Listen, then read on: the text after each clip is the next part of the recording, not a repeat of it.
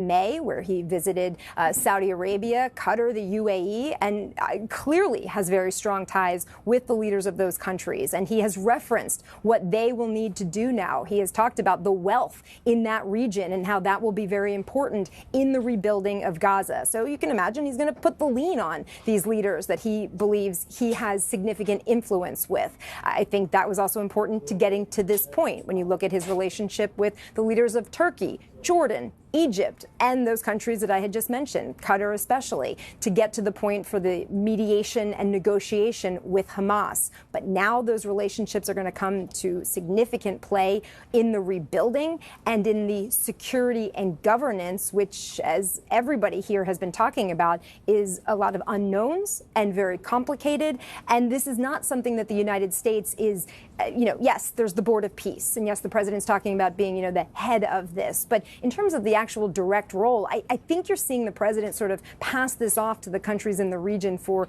the actual oversight of what comes next there. Jared Kushner, his son-in-law, Steve Witkoff, his special envoy, will play a big role in all of this. We heard Witkoff say he is dug in and that he will be spending a lot of time there at the direction of the president. But now it's when it gets very complicated, those negotiations and getting things on paper going forward. And General Lute, I'm out of time, but quickly, we also heard the president talking about the U.S. strikes on Iran being critical to also making today possible. How does Iran factor into all of this now? Well, clearly, Iran was the main sponsor of proxy groups across the region, which were all against Israel. So Hezbollah to the north in Lebanon, the Assad regime in Syria, as Hamas itself, the Houthis in Yemen, and so forth. So with the weakening of the central government in Tehran, its ability to support these proxy groups, these outlying groups, has very much weakened, and it has, I think, contributed to this opening that we see today as they all convene in Sharm el-Sheikh. All right, Doug Lute, Mary Jordan, Karen Travers, James Longman, thank you all. And we will bring you that signing ceremony in Egypt as soon as it happens. In the meantime, let's bring in CEO of the American Jewish Committee, Ted Deutsch, for more. Ted, I know you were in the room during President Trump's speech at the Knesset today. What was that like? And what do you hope happens at the summit in Egypt today? Well, it was an incredibly energized feeling to be in the Knesset with the President of the United States and hearing him talk about the need to build upon the return of the hostages today, the need to return the rest of the remains of the hostages, but then also to build upon peace that exists right now, and making clear to everyone in the room the same thing that he took with him to Sharm el-Sheikh, which is his commitment to continuing to push toward peace. For all of the people that he's meeting with in Sharm el-Sheikh, most importantly right now is keeping the pressure on Hamas, keeping the pressure on them to return the hostages, to abide by the terms of the deal, and ultimately to lay down their arms. The Gaza cannot be rebuilt with Hamas there. That's a message that he took with him to Sharm el-Sheikh. He painted a very bright picture for what the Middle East and the world could look like. Now, his leadership and the commitment of those in Sharm el-Sheikh right now together can help make that happen. But it starts with remembering what happened on October 7th, which he made clear that Hamas started a war, that Hamas now has a responsibility to get out of the picture so that those committed to peace can work with Israel to help achieve it. Now, 2 Israeli lawmakers were removed from the chamber for disrupting President Trump's speech. They were holding signs that said genocide and recognize Palestine. How do you expect that issue of recognizing a Palestinian state to play into this peace summit and the negotiations going forward? Well, I think it's clear that if there's going to be serious conversation about where the path to peace with the Palestinians lies, it starts with hopefully the brief conversation that you just showed between the president and Abu Mazen, and hopefully there will be some acknowledgement that there are significant governance reforms that the Palestinian Authority has to make to be able to do what's necessary to lead. That, again, Hamas can't have any role in Gaza.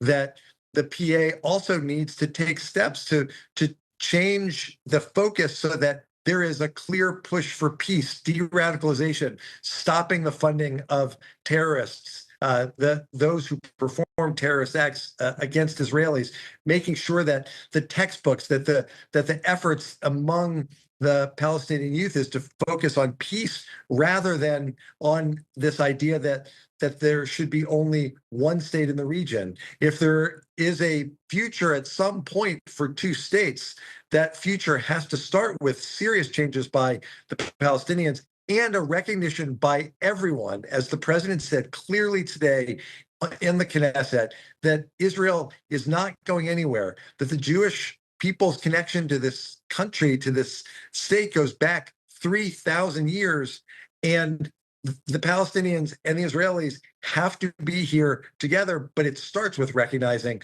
that Israel's not going anywhere. That's what Hamas learned. That's what Iran understands. That's what the parties in Sharm el-Sheikh understand. That's why they're now committed to moving forward, to making peace and building Israel into the region in a more integrated way that will benefit everybody. Ted, throughout this morning, we have talked about what this all means for Israel, what it means for Gaza, what it means for the Middle East in general. What do you think it means for Jewish Americans?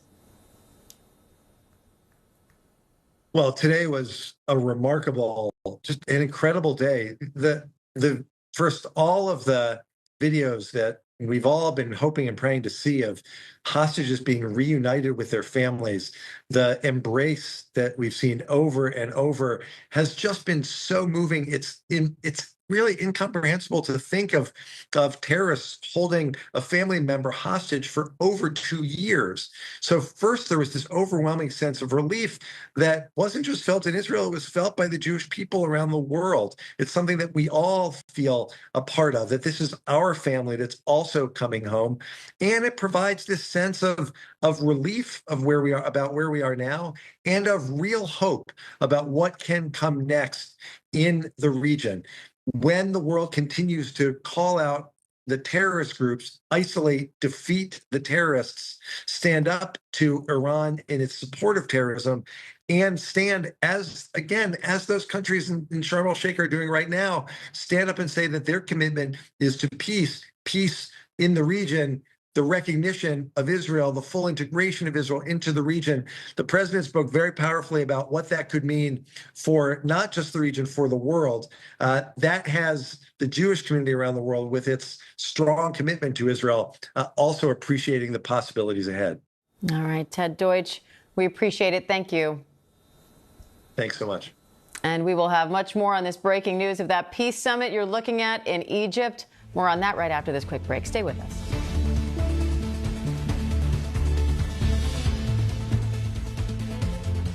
Whenever, wherever news breaks, it's so important to always remember that lives are changed. Here in London, in Buffalo, Uvalde, Texas, Edinburgh, Scotland. from Poland once again tonight. Thank you so much for streaming with us. Ukrainian refugees here in Warsaw. Do you think you'll ever be able to go back home?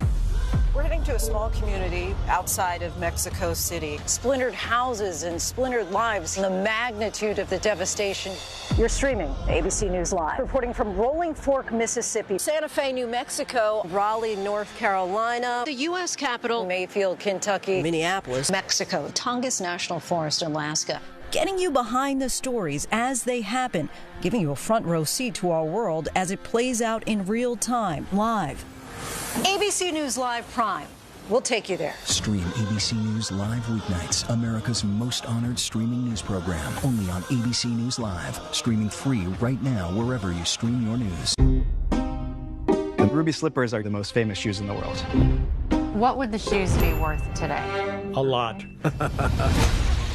The shoes were stolen. Stolen. Stolen? Stolen.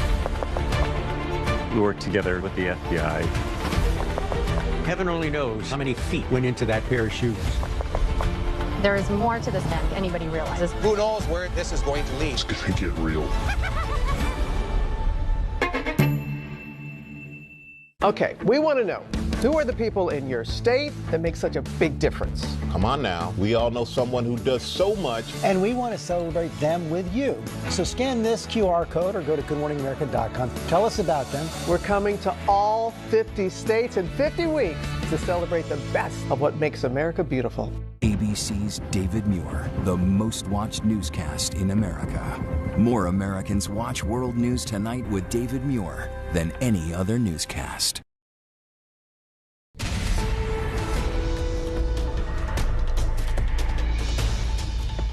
Hi, I'm Diane Macedo. We have breaking news. President Trump is set to participate in a signing ceremony at a peace summit in Egypt at any moment. Just a little while ago, he greeted 34 world leaders who gathered to sign the historic agreement and talk about next steps for Gaza and the region. And there's the photo up they took just after all those individual greetings. This all comes after Hamas released the last living Israeli hostages. President Trump marked their arrival with a speech to the Israeli parliament, declaring the forces of chaos and terror had been, quote, totally defeated. Our chief international correspondent, James Longman, is actually there in Sharm el-Sheikh, Egypt, with more on this peace summit now as those world leaders are gathering once again. James, Israel and Hamas have already signed an agreement. Neither is there today. So why do this? Well, I think it's the optics, it's the choreography, it's getting everyone in one room. I mean, no one knows an image better than Donald Trump. We saw that in Alaska, and yet again we're seeing it here. Now, the flags in the back, we're suggesting that means that the most important people involved in the mediation are going to be present here. Of course, the United States and Egypt, but Turkey and Qatar too. I think it's important to say that actually there's not been any kind of major announcement by either the Israelis or Hamas that they have agreed to end the war. They haven't used that phrase yet. I might be mistaken, but I don't believe I am. Part of the reason why Donald Trump was repeating it in his speech at the Knesset, almost putting words in Benjamin Netanyahu's mouth to say, look, you know, you've got to end this war. The Israelis have been trying to keep the door open a little bit to say, well, if something goes wrong, then we reserve the right to go back in. Similarly, Hamas saying, well, we agree with the broad principles of this effort, but not saying we officially disarm. So what we're watching now with Donald Trump there sat in the middle with President Sisi on one side of him, and I presume Erdogan will be seated on the other, and the Qataris up front too, will be a formalization of the end of the war in Gaza. But crucially, the Israelis and Hamas will not be here to sign it in person. So again, this is about optics rather than the main parties signing a piece of paper. But what happens on the ground is going to be more important than any piece of paper. All right. And President Trump has now taken his seat. Karen, he really is just trying to get these world leaders on board for what is to come. Are there specific deliverables he's looking to walk away with today? Yeah, I mean, the phase 2 that the president talked about in that peace plan is really all about the big stage that comes next in Gaza, and it's complicated. It's, about disarming Hamas. Sorry, Diane, I'll toss it back to you, Diane. It sounds like President Trump might be speaking. Let's listen. And it's just an honor to be a part of it. We're going to be signing a document that's going to spell out a lot of rules and regulations. Be a part of it. We're going to be signing a document that's going to spell out a lot of rules and regulations and lots of other things. And it's very comprehensive, but we've already signed documents in the Middle East and having to do with Israel and Hamas and just about everything else. And it's really working out incredibly well. The hostages, as you know, were let go on time, on schedule. The very sad situation of bodies, which was always a sad situation, and they're being sought out, and they're working with many different people, finding some were brought in and some were not. And they're working out to find out where those bodies are. It's hard to believe that you even have to say something like that. It's so sad. It's so sad. But what's not sad is that we have finally, after, I guess they say 3,000 years, I've heard from 3,000 years to 500 years, but whatever it is, it's a lot. But this was the one, this was the granddaddy of them all. And frankly, I thought this was probably going to be the toughest, and maybe in many ways it was, but we had a lot of good talent. Steve Witkoff, Jared, and Marco, and Pete, and General Kane was so great. John Ratcliffe was incredible. We had an amazing array of talent, and we were helped by, in particular, the countries represented at this table. I will say, Tamim, you were fantastic, and your country is unbelievable. And I don't think they give you a fair shake. They talk about you as though you're not a nice person, and you happen to be a nice person. You happen to live in a little tough neighborhood. You're surrounded by everybody. And without you, this wouldn't have happened. And I just want to thank you very much. That's Qatar. And thank you. He's a great gentleman, and he's an amazing leader. And another man who's been a friend of mine for a long time. I don't know what it is. I like the tough people better than I like the soft, easy ones. I don't know what the hell that is. It's a personality problem, I suspect. But this gentleman from a place called Turkey has one of the most powerful armies actually in the world. It's much more powerful than he even lets known. If you look at some of the recent conflicts, he was at the top of them, and he was winning them, and he did win them. And he doesn't want any credits. He doesn't want anything. He just wants to be left alone. He's a tough cookie, but he's been my friend. And every time I've ever needed him, he's been there for me. So I just want to thank President Erdogan, Turkey. Great guy. When NATO has a problem with him, because he is difficult, they call me. They said, would you do me a favor? Could you speak to Erdogan? And I do, and he never fails us, right, General? He never fails. He's amazing. So I just want to thank you for the friendship. It's great. Thank you very much. And then, of course, we have the host tonight, and I just want to thank you very much. There was a reason we chose Egypt, because you were very helpful, and very, very helpful. Everybody wanted to have this, but we really thought it was appropriate. And you are a great leader. You have very little crime. You have problems that other countries don't have. And, of course, nothing's perfect, but the job you do is amazing, and I want to thank you. Another one, he's been my friend right from the beginning. During the campaign against crooked Hillary Clinton, have you heard of her? We were both downstairs waiting to go up to meet this gentleman who has a place called Egypt, the oldest civilization. They say 6,000 years. China's 5,000 years, but you're actually number one, 6,000 years. Can you believe it? But the oldest, they say, civilization. But so I went up to meet him first. We liked each other so much that she waited for about an hour and a half. And I think your meeting lasted about 2 minutes with her. So I always remembered that. But that was our first meeting. We had great chemistry together. And he's a fantastic man and a fantastic general, by the way. But he's a great president. And I want to thank Egypt and all of your representatives for treating us all so well. Thank you very much. So we're going to be signing, and we're really representative of a whole group of nations, and they're sitting behind us. And you know most of them. I can tell you this guy's got so much money. They all have so much money. There's more money and power sitting behind us. I love that they're behind us.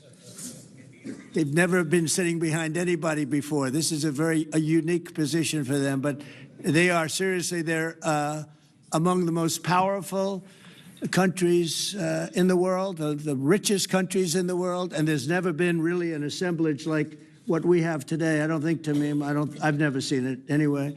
And I want to thank everybody for being with us. Here's a man, I just solved the war for him, Azerbaijan. Right, did I do a good job? Where's your compatriot here? Where's Arias? You two guys are still getting along, right? They fought for 32 years. In about 1 hour, we settled it, right?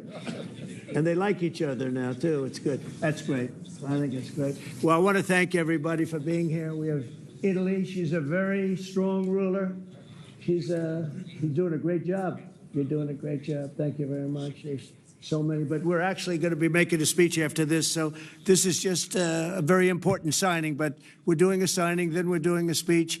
And then I may stay behind with the leaders just to talk about that, some things without the press, without the media. But I want to thank the media for you've been so respectful on this deal. You know the importance of the deal, and I really, it was so pleasant to watch. I was on the plane for quite a while listening to the various newscasts, and they were all fair. They were talking about how incredible this is. This is an incredible day for the world, let alone the Middle East. So I just wanted to thank the media. They really treated it with respect. I wish you could be like that on other things, but that's perhaps too much to ask for. But on this, tremendous, everybody feels the same. just tremendous respect, and we appreciate it very much. Can we get the documents, please? Okay. Okay. You will sign right here. Okay. This is an ABC News special report. Now reporting, David Muir. Good afternoon from Tel Aviv. We are coming back on the air for what has been a history-making series of events in the Middle East. At this hour, President Trump joining world leaders for a ceasefire signing ceremony in Sharm el-Sheikh, Egypt, signaling the end of Israel's war with Hamas. The ceremony and summit formalizing the Gaza cease and peace plan. It also symbolizes the international community's commitment to end the fighting and surge humanitarian aid into Gaza and begin recovery and reconstruction efforts there. President Trump is expected to deliver remarks after this signing, but you can see he's gathered there with leaders in Sharm el-Sheikh, each one of them signing there. He's expected to give a speech in a moment. To this point, can you believe it? And it's going to hold up, too. It's going to hold up. There you hear the president talking about the conflict, the deep history of conflict in this region, and his sincere hope that what they signed today and what we've witnessed today holds here in the region. Of course, the world witnessing the emotional release of the last 20 surviving hostages held in Gaza, their 2-year ordeal coming to an end today. Scenes playing out of now former hostages reuniting with their families. Extraordinary images coming in from Israel today. These reunions began this morning with the first sign that these hostages, the 20 remaining living hostages, were in fact en route being returned to Israel. Several hospitals were ready for these hostages to be checked on, their families waiting to reunite with them. The first 7 came in, then came news that 13 more were on their way home to Israel. 20 living hostages now returned. Just a short time ago, President Trump also addressing Israel's parliament, where he declared the golden age of the Middle East. The president receiving multiple standing ovations at the Knesset, urging Israel and Palestinians to embrace peace, saying the long and painful nightmare is finally over, in his words. Before his address, President Trump meeting with families of the hostages, the president and Prime Minister Benjamin Netanyahu listening, of course, to their stories. These incredible 2 years, the agonizing wait for those families. On the other side of this ceasefire, Israel releasing 1,900 Palestinian prisoners, including 250 who'd been serving life sentences. The others, of course, detained during the war, huge crowds turning out as they arrived on buses, many in the West Bank.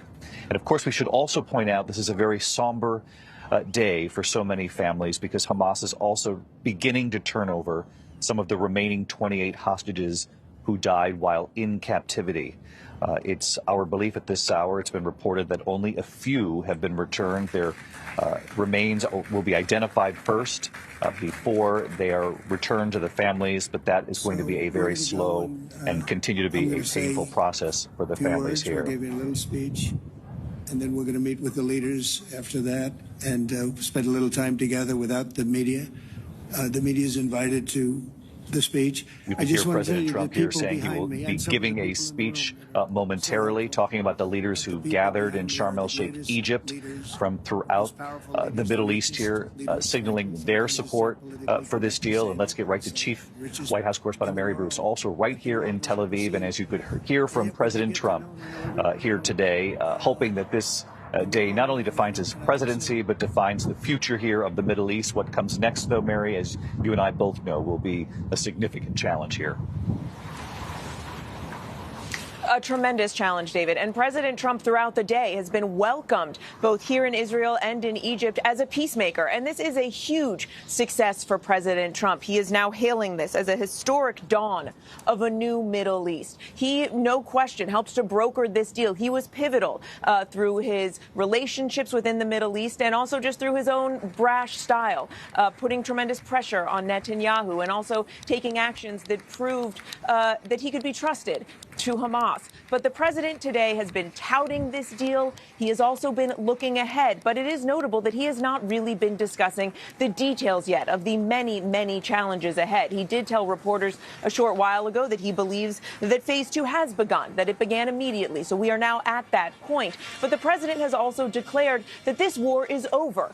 It is now up to many of the leaders that he is meeting with now to ensure that that actually comes to pass. But there are tremendous questions that still remain here. How will Gaza be made secure? How will it be reconstructed? Who's going to pay for all of that? And who will govern Gaza in the short term? I have been asking these questions of the president for the last week. What does phase 2 look like? He hasn't wanted to get into those details just yet. Today has been a moment for him to celebrate this victory. The question now, how does he take this momentum and move it forward? And we have heard from him that he, in fact, believes that this is a turning point, not just for Israel and the people of Gaza, but for the Middle East as a whole. He has mentioned relations with Iran today in his remarks as well. He has a grand, big vision, and he is hoping that this is just the beginning of a true new era here, David.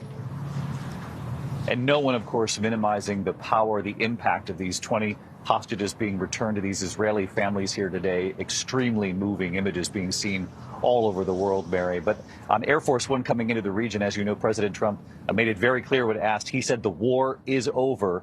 We have not heard those words from Israeli authorities, any sort of declaration to that extent from the prime minister or the Israeli military.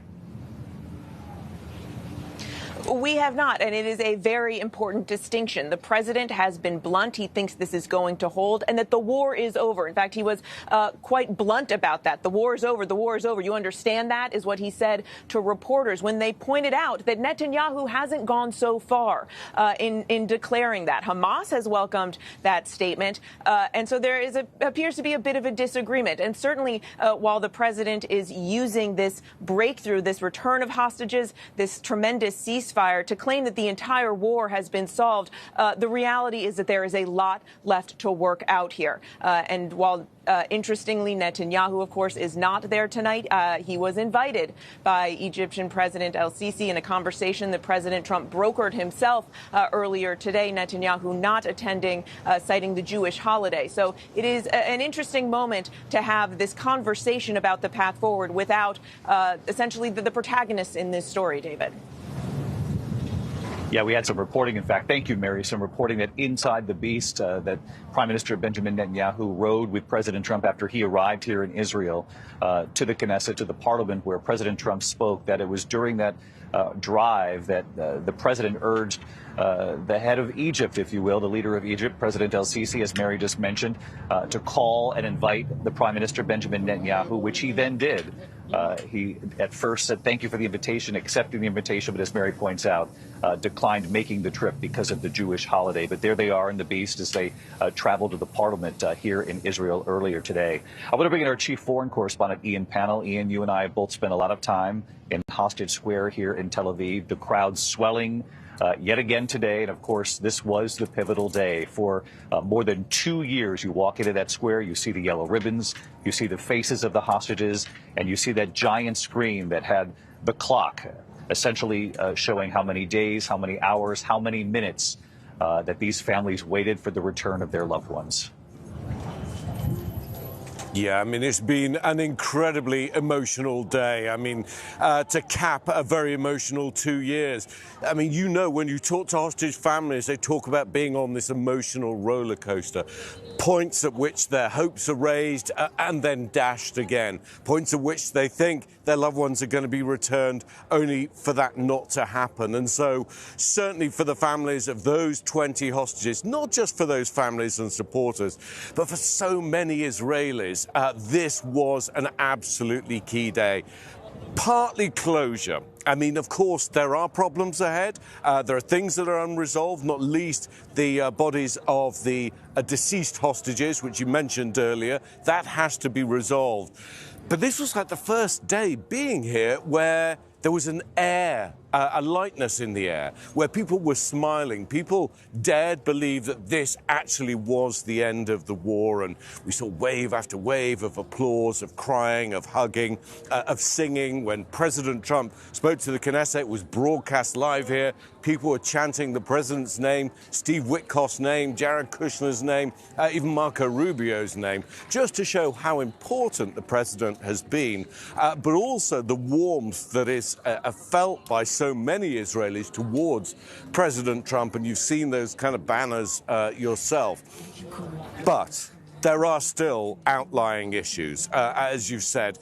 In terms of phase 2, the demilitarization of Gaza, Hamas handing over its weapons, demobilizing. The reality on the ground at the moment is it is Hamas that is back in charge there. The reconstruction, clearly enormous. But I think there's still a bigger question about resolving the Palestinian issue, and that has not been addressed as of yet. Our chief foreign correspondent, Ian Pannell, right there in Hostage Square. Ian describing, thank you, Ian, the lightness in the air that he hasn't seen for quite some time there in the square. And I can second that for sure. We were there in the last 24 hours and you could walk through. There were so many people there on the eve of what was set to be this historic release of hostages. You could hear them singing Hallelujah. It was very quiet in that crowd. There was movement, there was support, but there was certainly a cautious optimism given just the length of the wait, more than 2 years for their loved ones to come home. Nobody wanted to get in the way of what could be a history-making moment. And then this morning, shortly after sunrise here in Israel, about 8 a.m., we began to see the earliest movements that this, in fact, was underway. I want to bring in our chief international correspondent, James Longman, who is in Egypt at this hour, where members of the Arab world and beyond have joined President Trump in a show of support for this peace plan. And of course, phase 1 underway. President Trump at one point, James, saying phase 2 has begun. These phases, he said, are interconnected. But as you've heard Ian and our team, Mary, Martha Raddatz earlier in the day outline, there are significant challenges ahead with this 20-point plan.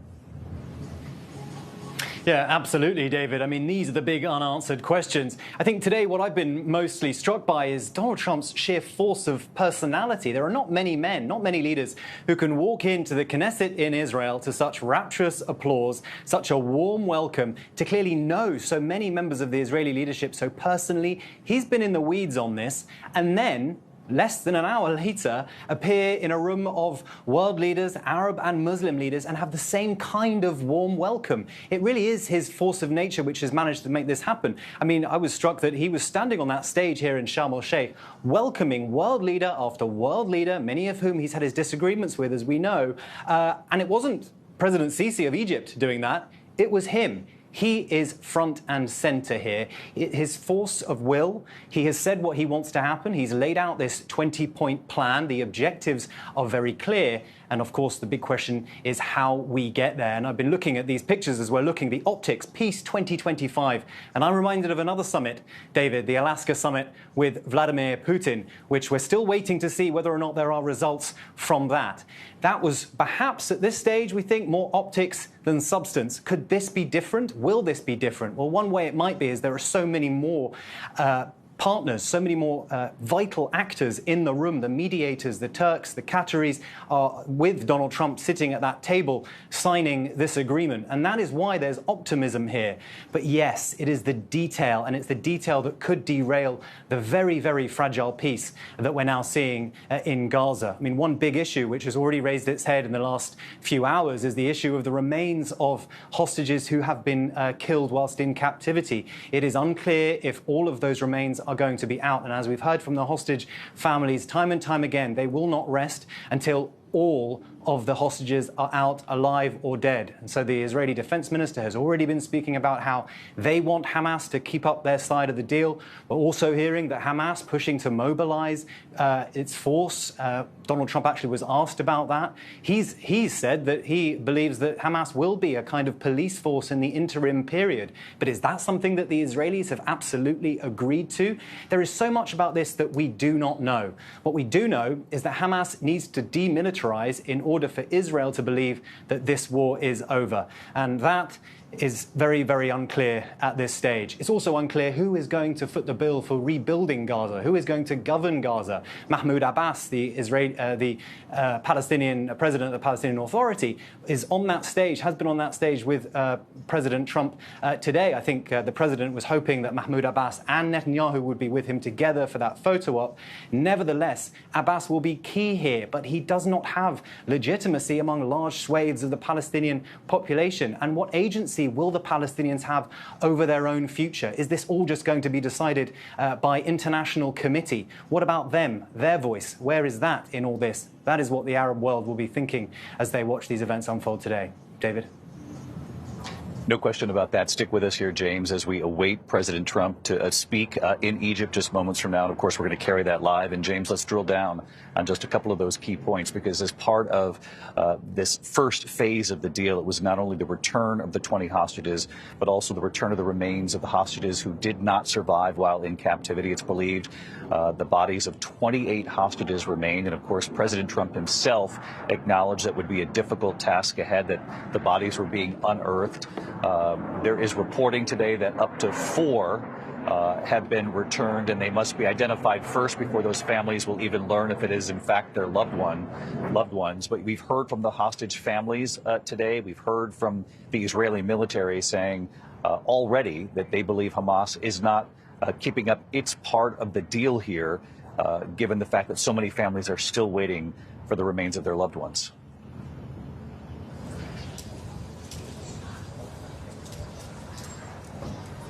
Of these hostages are in different locations. That is part of the reason why it might be difficult logistically for Hamas to get these remains back. Are they playing games, or is it just that they don't know, after the chaos of more than 2 years of war, how to get these remains back to Israel? And this is where the extremes on both sides might be able to take advantage of the uncertainty here. You may have groups inside Gaza who don't want this war to end, who start firing rockets into Israel. You may have a terror attack on the streets of Israel again by groups who do not want to see peace. You may see the extreme religious groups in Israel push for a return to war inside Gaza. We've already heard what they have to say about the future of a Palestinian state. They absolutely don't want that to happen, and they're pushing ahead with settlements.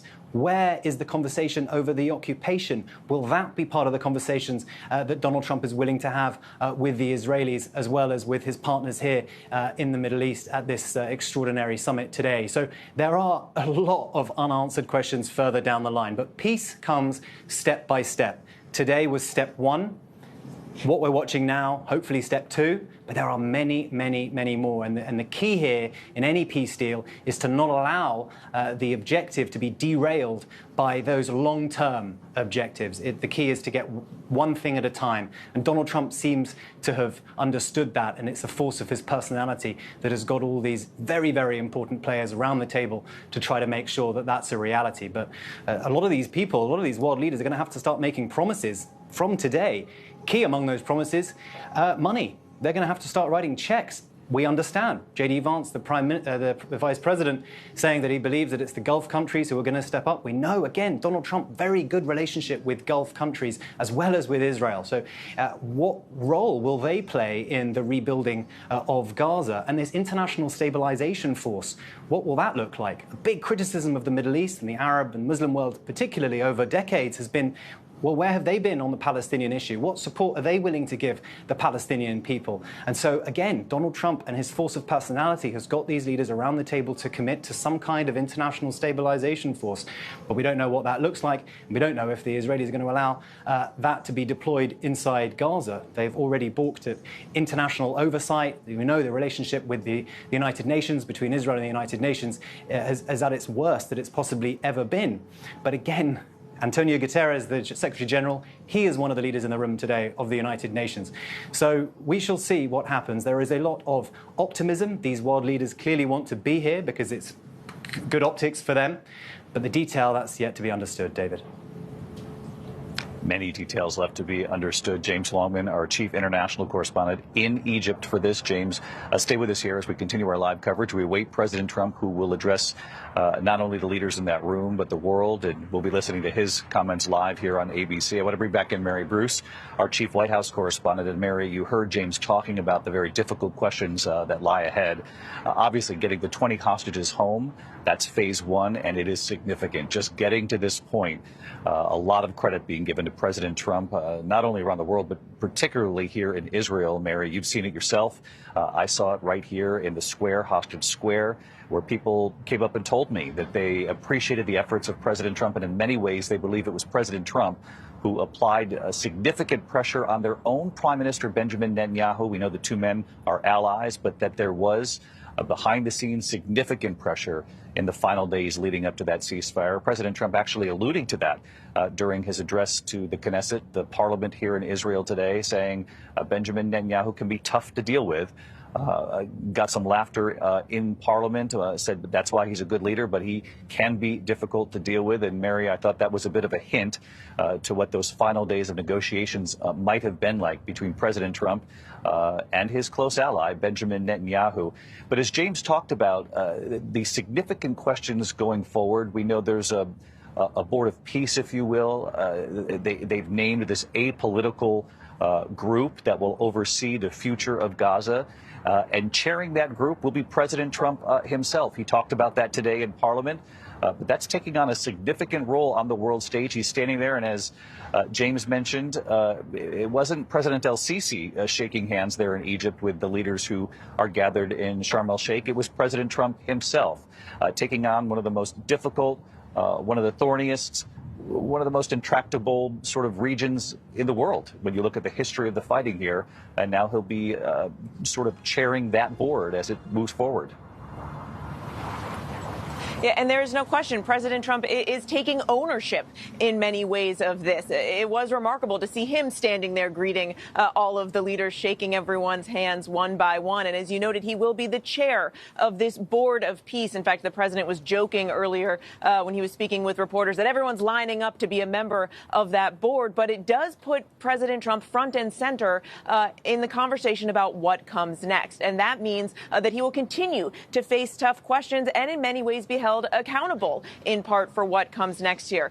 You noted that he said that Netanyahu can be tough. Well, so can President Trump. And he has said that that is what helped to clinch this deal, was that Trump was willing to be tough on Netanyahu. He put tremendous pressure on him, especially in the last few weeks, to make it clear that now was the time, that they had to have this ceasefire, that Israel had to be willing to pull back its troops to those agreed upon borders so that they could finally get the hostages released and move on to this next phase. But also, as we were discussing, Netanyahu and President Trump don't exactly see eye to eye on where things currently stand. The president has been emphatic that the war is over. He has said that several times today.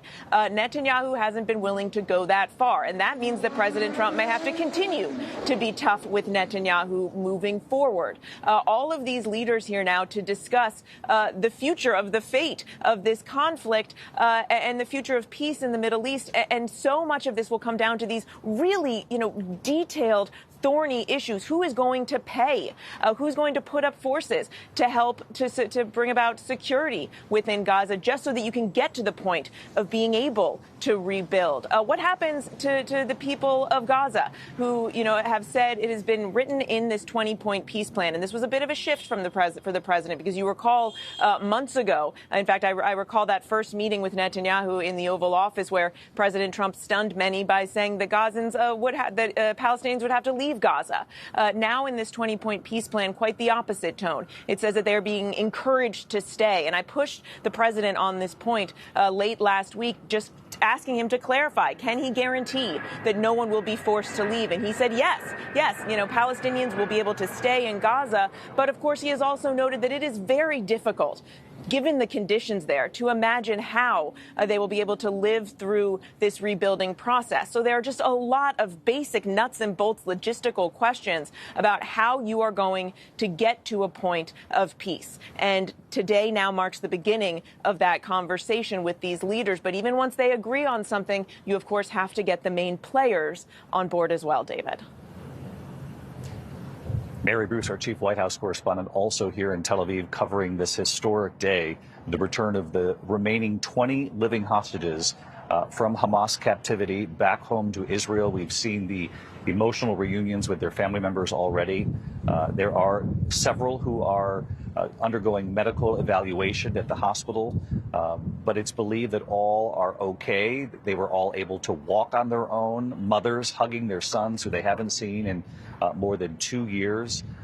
Ian Pannell looking at these pictures right along with me here. And of course, Ian, in Gaza, the return of many who were released by the Israelis. And when you look at the aerials of the damage after 2 years of conflict, and when you think about the civilians who were caught in the middle of this war, tens of thousands of Palestinian civilians who were killed during this conflict, the process there to rebuild, to secure the area, to get food and supplies in far greater numbers, given the hunger that we've seen so many children and families face there, many of them making that trek back to their home to see what remains. And you've seen the images, you've seen it yourself up close, Ian, that many of them are returning to homes that simply don't exist anymore. Yeah, I mean, in your report on Good Morning America, you had this one Palestinian who made that very point.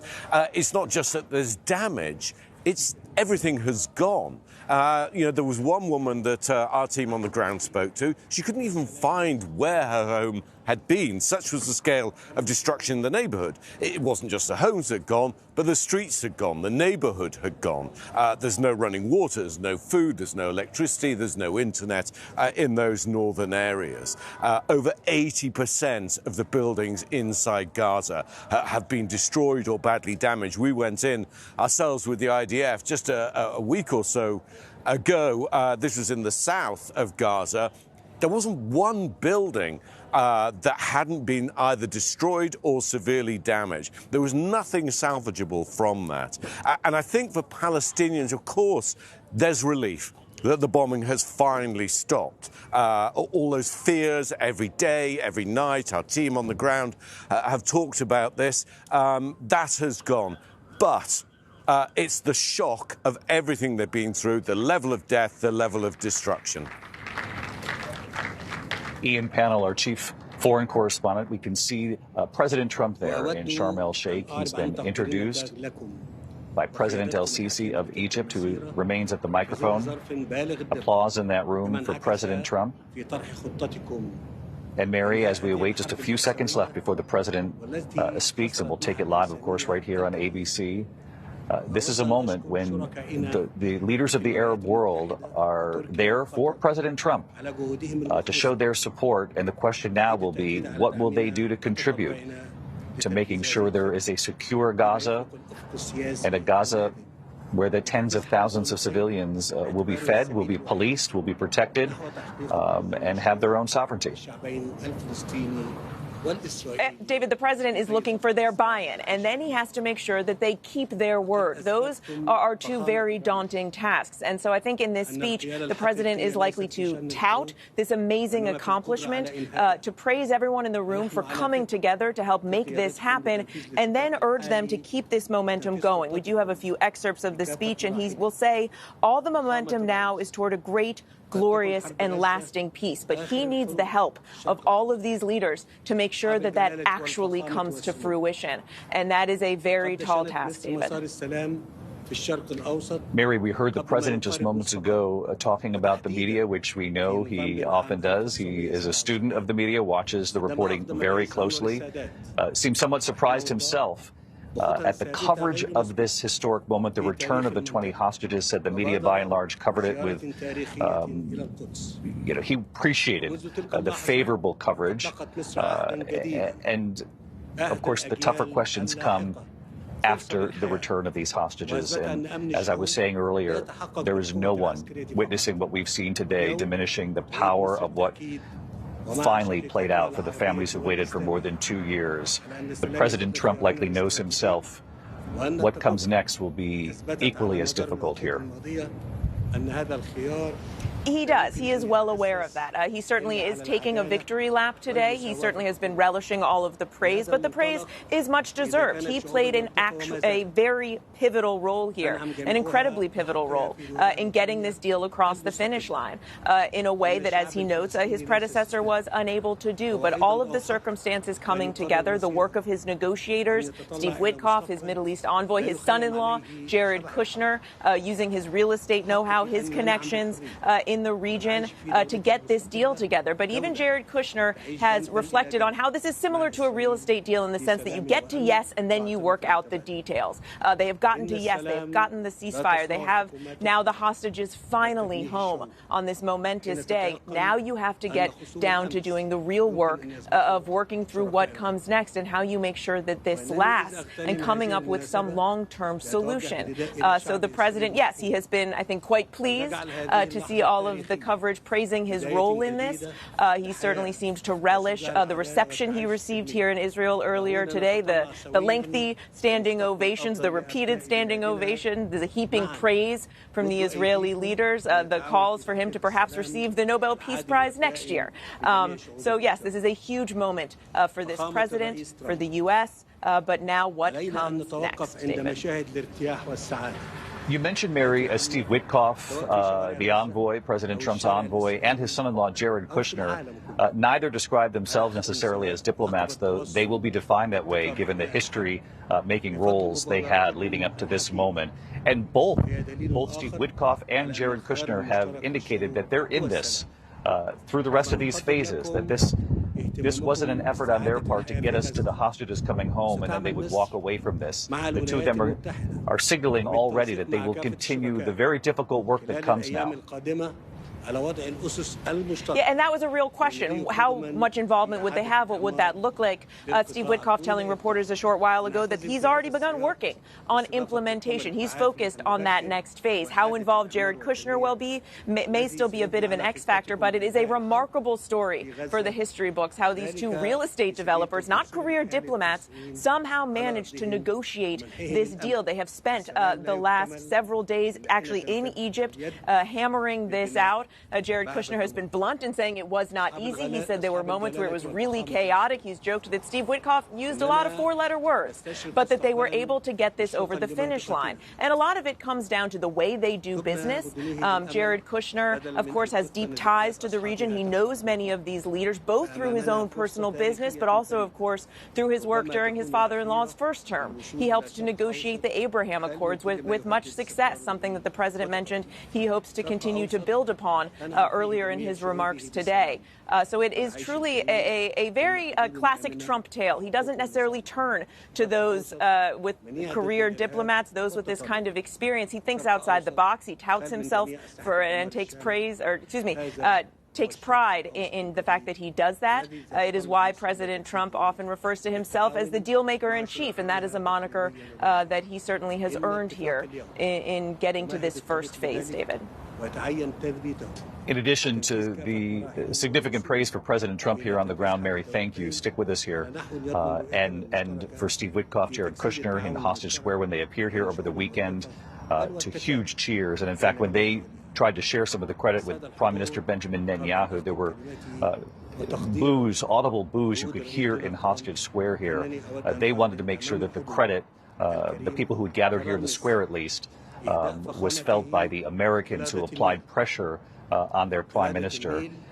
Just a few more moments I'm expecting here from President El-Sisi before we hear from President Trump. But Ian Pannell, who's also with us here, our chief foreign correspondent. And Ian, when you look at these images today of the hostages reuniting with their families, in so many cases, sons hugging their mothers again, it's hard to overstate the role many of those moms themselves played in applying pressure, never giving up. 2 years straight, day after day. You're looking at the images right now up on the screen, the role that these mothers, these parents, these families played in trying to apply pressure on their government and on world leaders to bring these hostages home. Yeah, you're absolutely right there. And I hadn't really thought about it that way, but it is the mother. Let's listen to... Well, thank you very much, and that was a great honor. I appreciate it very much, Mr. President, Mr. General, Mr. President. Great General, great President. Thank you very much. This is the day that people across the region and around the world have been working, striving, hoping, and praying for. They have done things over the last month that I think were really unthinkable. Nobody thought this could happen. With the historic agreement we've just signed, those prayers of millions have finally been answered. As you know, the hostages have been returned, and further work goes on having to do with the, sadly to say, bodies. Together we've achieved what everybody said was impossible. At long last, we have peace in the Middle East, and it's a very simple expression, peace in the Middle East, and we've heard it for many years, but nobody thought it could ever get there, and now we're there. And I want to congratulate everybody sitting in these first few rows and standing behind me. I don't know why they chose to stand, but I promise I'll make it short, okay? We are not going to keep you standing for long. These are great leaders. After years of suffering and bloodshed, the war in Gaza is over. Humanitarian aid is now pouring in, including hundreds of truckloads of food, and medical equipment, and other supplies, much of it paid for by people in this room. Civilians are returning to their homes. The hostages are reuniting. I mean, it's beautiful. I'm just watching it backstage. The level of love and sorrow, I've never seen anything like it. It's amazing when you see they haven't seen their mother, their father. They haven't seen them in such a long time, and they lived in a tunnel, a very little tunnel, very deep.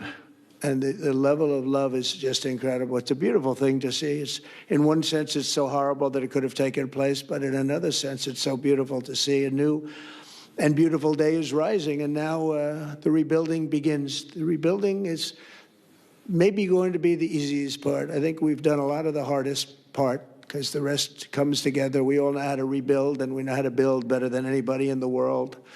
I want to express my tremendous gratitude to the Arab and Muslim nations who helped make this incredible breakthrough possible. And you really did.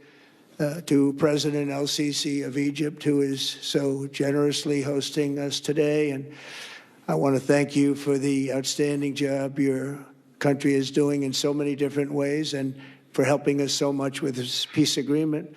I also want to thank the president for the escort of 6 fighter jets. Oh, we looked out the window, we said, I hope they're friendly, and they turned out to be very friendly. But we had 3 on each side, and they are beauties right out of the great, really American manufacturing hub. We make the greatest military equipment in the world. We have the strongest military in the world by far. And I knew exactly what those planes were, and I knew exactly how much you paid for those planes, too. You paid a lot, but you got a pretty good deal. And they are great planes, and we just appreciate it. That was quite an escort in. That was very impressive. But Air Force One was really, it was covered with Egyptian desert just a few months ago. If you think about it, just a few months ago it was Egyptian desert, and now it was just a few feet off our window. And it was a spectacular sight, and I appreciate it very much. Really, that was pretty good. You got our people by surprise. I don't know if they were thrilled right at the beginning, but they were thrilled as we sailed along very, very calmly and safely. And I'm deeply honored to receive from you, Egypt's highest state honor, the Order of the Nile. The Nile is so beautiful, so magnificent. It's such a beautiful title, the Order of the Nile. Thank you very much, Mr. President. Appreciate it. Great honor. I also want to give a very special thanks to the Emir of Qatar, a man who's outstanding. He's been a friend of mine for a long time, long before politics, and he's a fantastically respected man. His Highness Sheikh Tamim is respected by everybody. He's respected by everybody, and in the most positive way, not only because of power, because of his heart. He's got a tremendous heart, and he's a great leader, and his country loves him. Thank you very much for being here. It's an honor. Let me also express our condolences to the Qataris on the tragic car crash that claimed the lives of your cherished diplomats, some of whom were known by our people, and they were supposed to be incredible people. So please extend our sorrow and best wishes. That was tough. That was really tough. On this extraordinary occasion, I also want to give our sincere thanks to President Erdogan of Turkey. He's always there when I need him. He's such a tough guy. He is tough as you can be, but we love him. And when they have a problem with you, they always call me to handle it. And usually I come through. We just have a good relationship, but we have from the beginning. And so I want to thank you very much and say hello to your wife, your beautiful wife. And it's great to be with you. Always there. When I need him, he's always there. Thank you very much, Mr. President.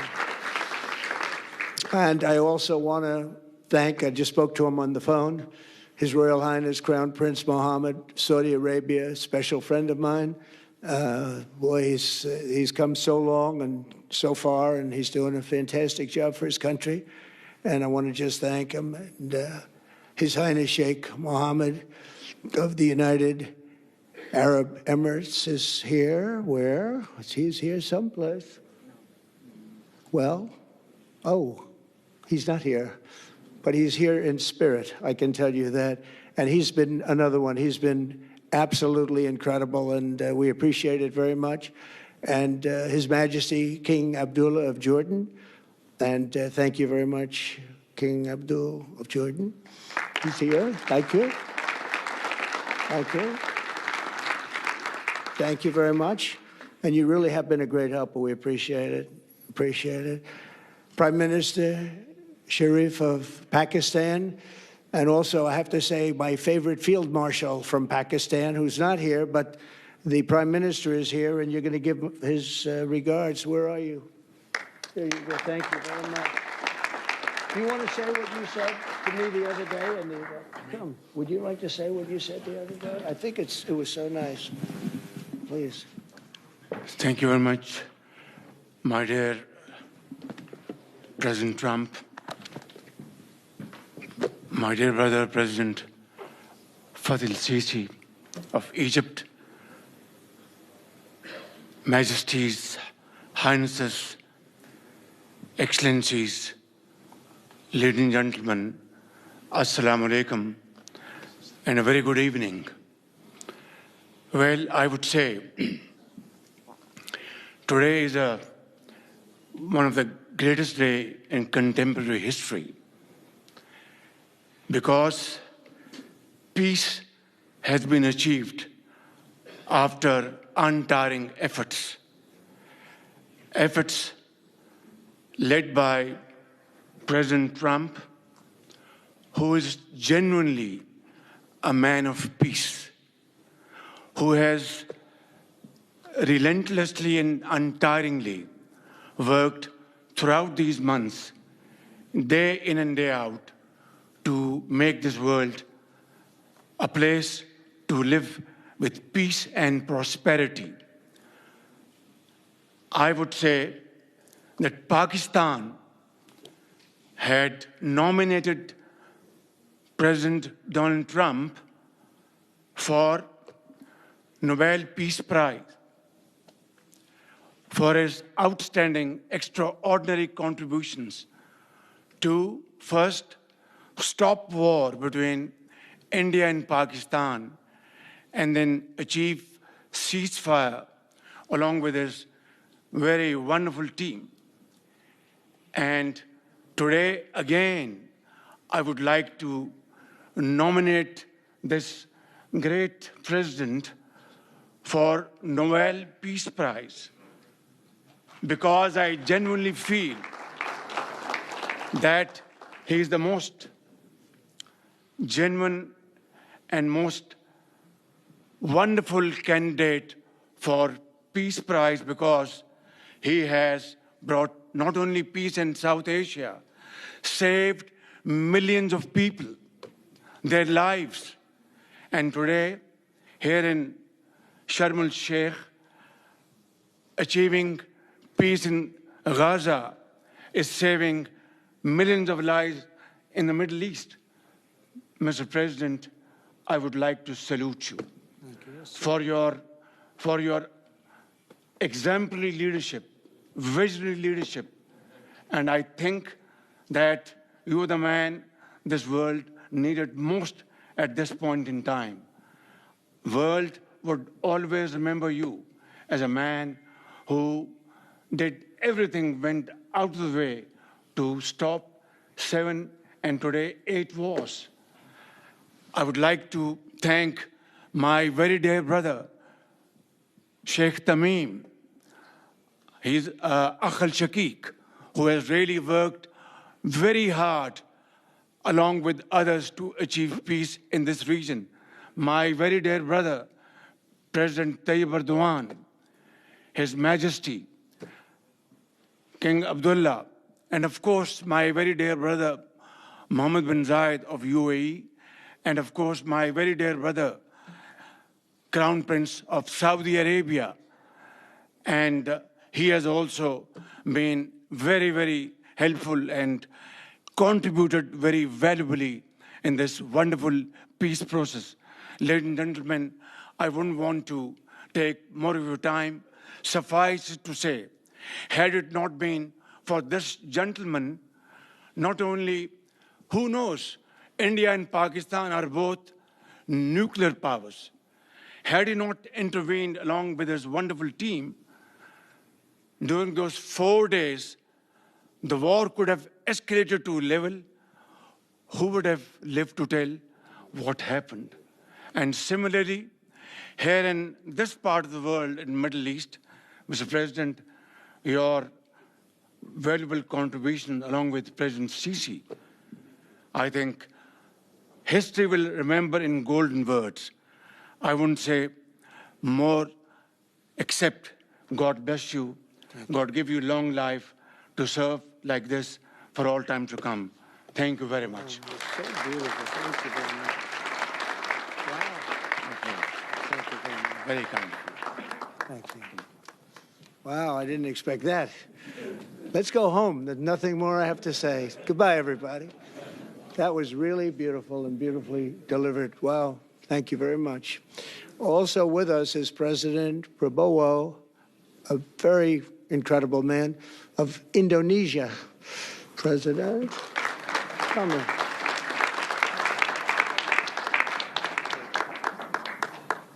Great job. President Abbas of the Palestinian Authority. See, we have them all. We have them all.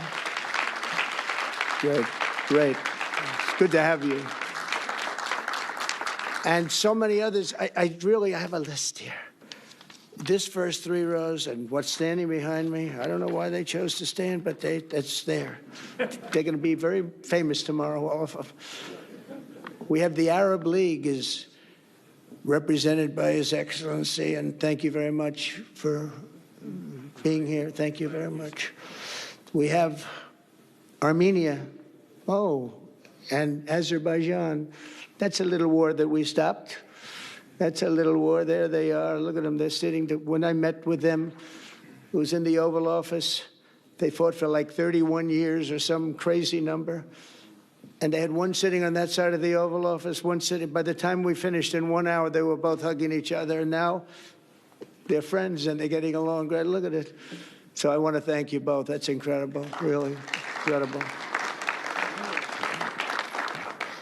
So you have Armenia and you have Bahrain, you have Canada.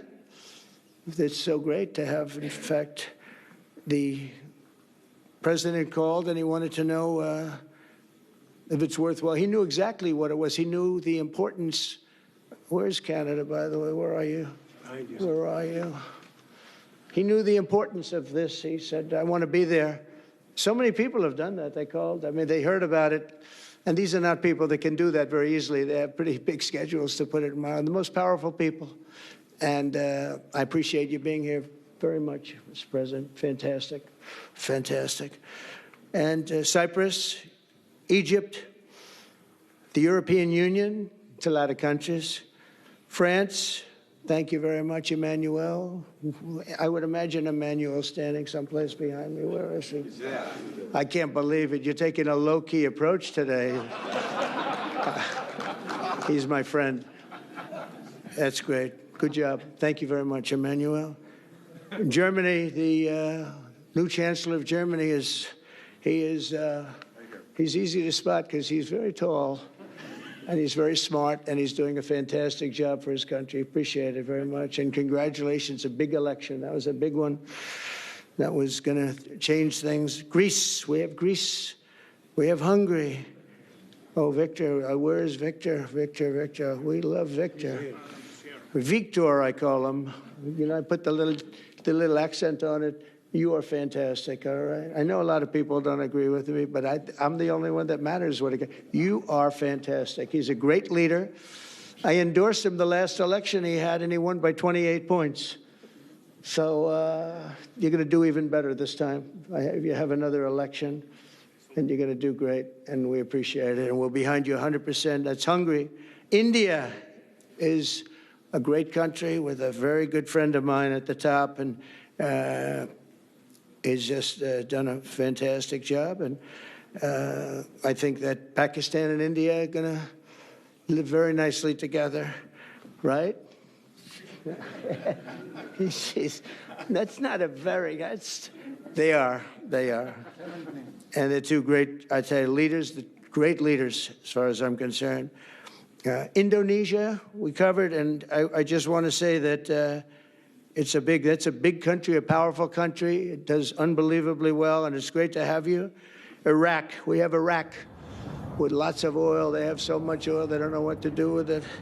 That's a big problem when you have so much. As you can hear President Trump in Sharm el-Sheikh, Egypt, thanking the list of countries, the leaders who've gathered from across the Arab world and beyond. You can see Britain's Prime Minister standing behind the President there as well, Italy's Prime Minister as well. Leaders from all over the world signaling that they support President Trump's effort to try to continue with his 20-point plan here beyond what we witnessed today.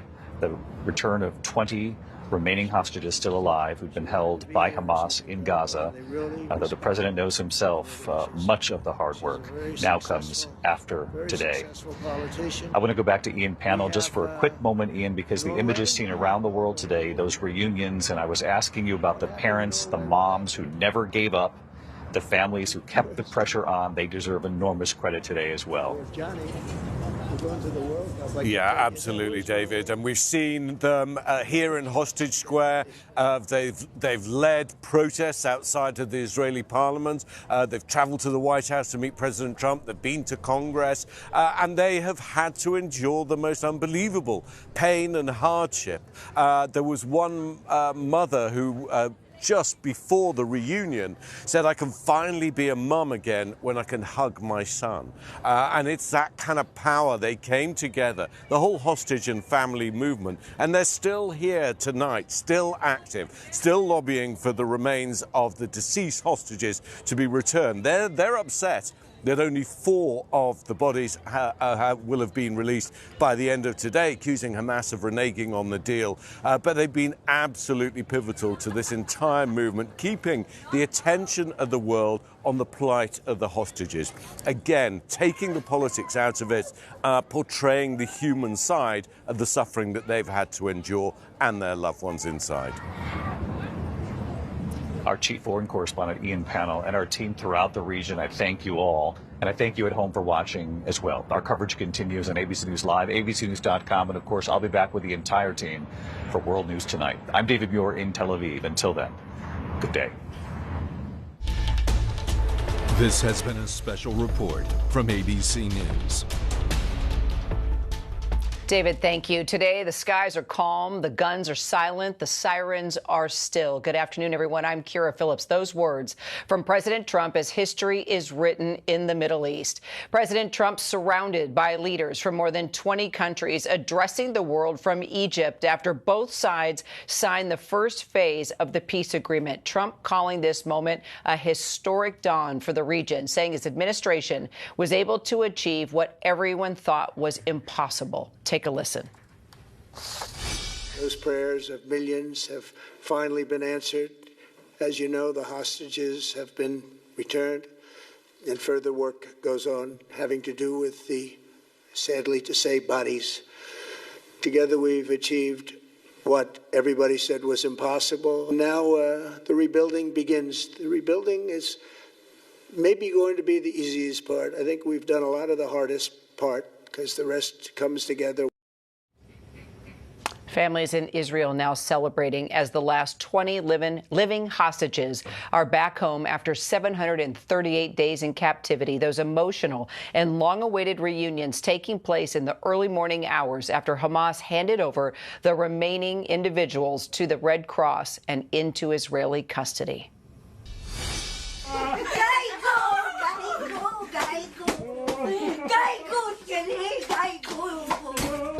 Shema Israel, Adonai Eloheinu, Adonai Echad, Baruch Ata Adonai Eloheinu melech haolam, שהחיינו וקיימנו והגיענו לזמן הזה.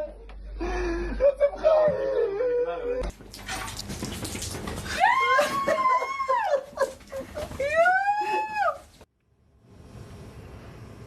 That joy clearly radiating across Israel and transcending the border, where families in Gaza are also celebrating the ceasefire. Nearly 2,000 Palestinian prisoners will be released in this first phase of the deal. Busloads of prisoners already brought to Gaza, creating gut-wrenching scenes like this of one man lifting a small child from the bus window and embracing the baby before safely lowering them back down.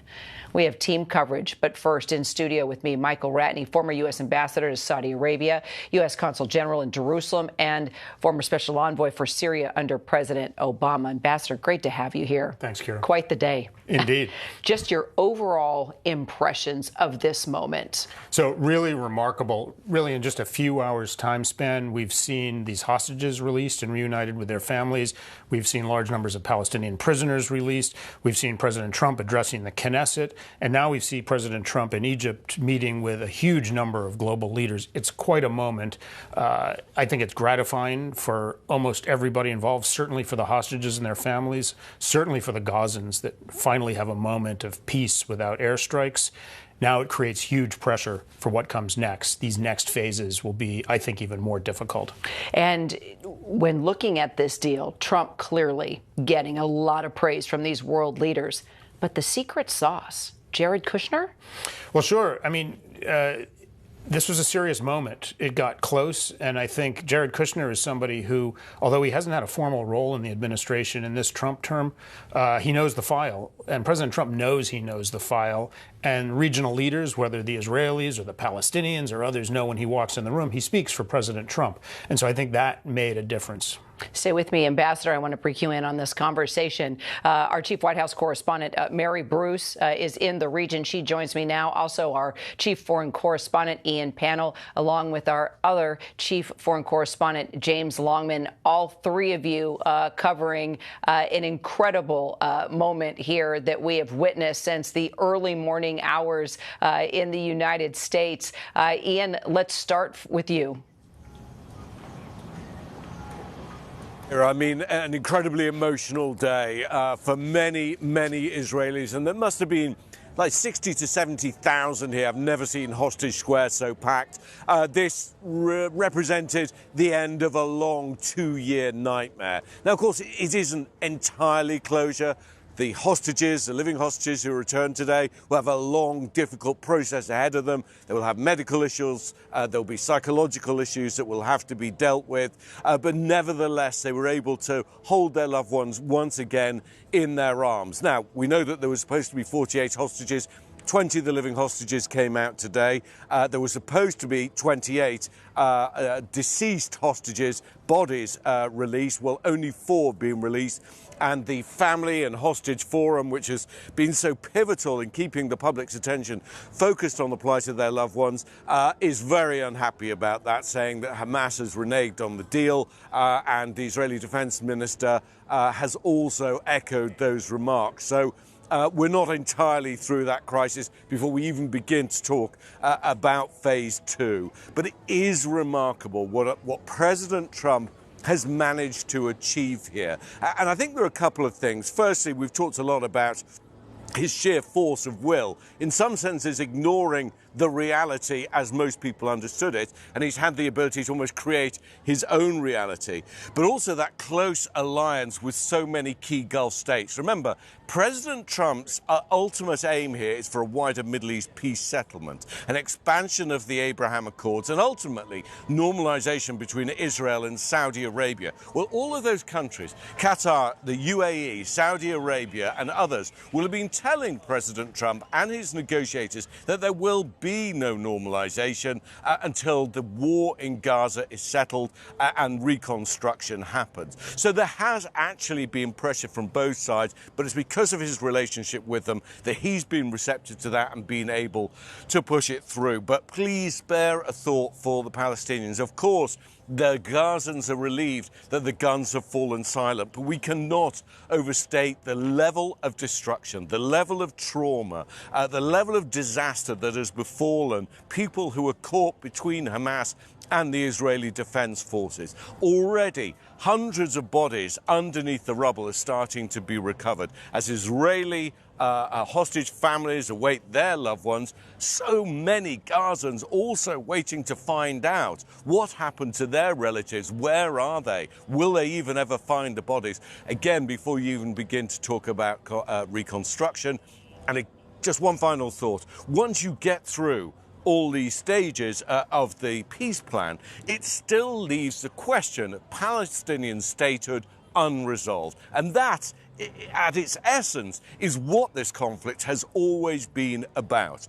The Palestinians say that they were thrown off their land during the establishment of the State of Israel, and they are entitled to share the land. And that is a conundrum that no one has ever quite resolved. As long as they dispute the land, there will be conflict. If they can agree to share the land, then perhaps this is the beginning of the end. Kira?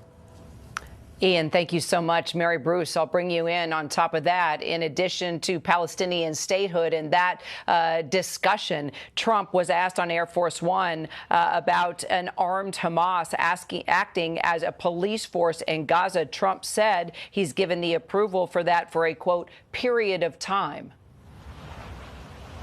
Yeah, and that, I'm sure, is one thing that is being discussed behind closed doors in this summit, because, of course, how you secure Gaza is just one of the many, many questions that remains here. It is sort of the first question, though, because once you have security, then you can move to how to rebuild before you get to the question of who is going to govern going forward. And, of course, going back to Ian's very important point here, it is notable President Trump did not mention in any of his remarks here today, in either of his two major speeches, the future of a Palestinian state. Now, it is worth reminding that in his 20-point peace plan, it does state that this perhaps may pave the way for Palestinian statehood. But President Trump himself in recent days has not wanted to go that far. Speaking to us reporters at the White House just a few days ago, when asked whether he supports a two-state solution, he basically said he doesn't have a view on it, that he's going to go with whatever they decide to do. He's refusing to take sides on that. And that is going to be a major, if not the biggest, sticking point in all of this. But first, as we've been discussing, they have to get through the nuts and bolts of what comes next. The president, as we've been saying, has declared flatly that the war is over. That is a declaration that Prime Minister Netanyahu has yet to agree with.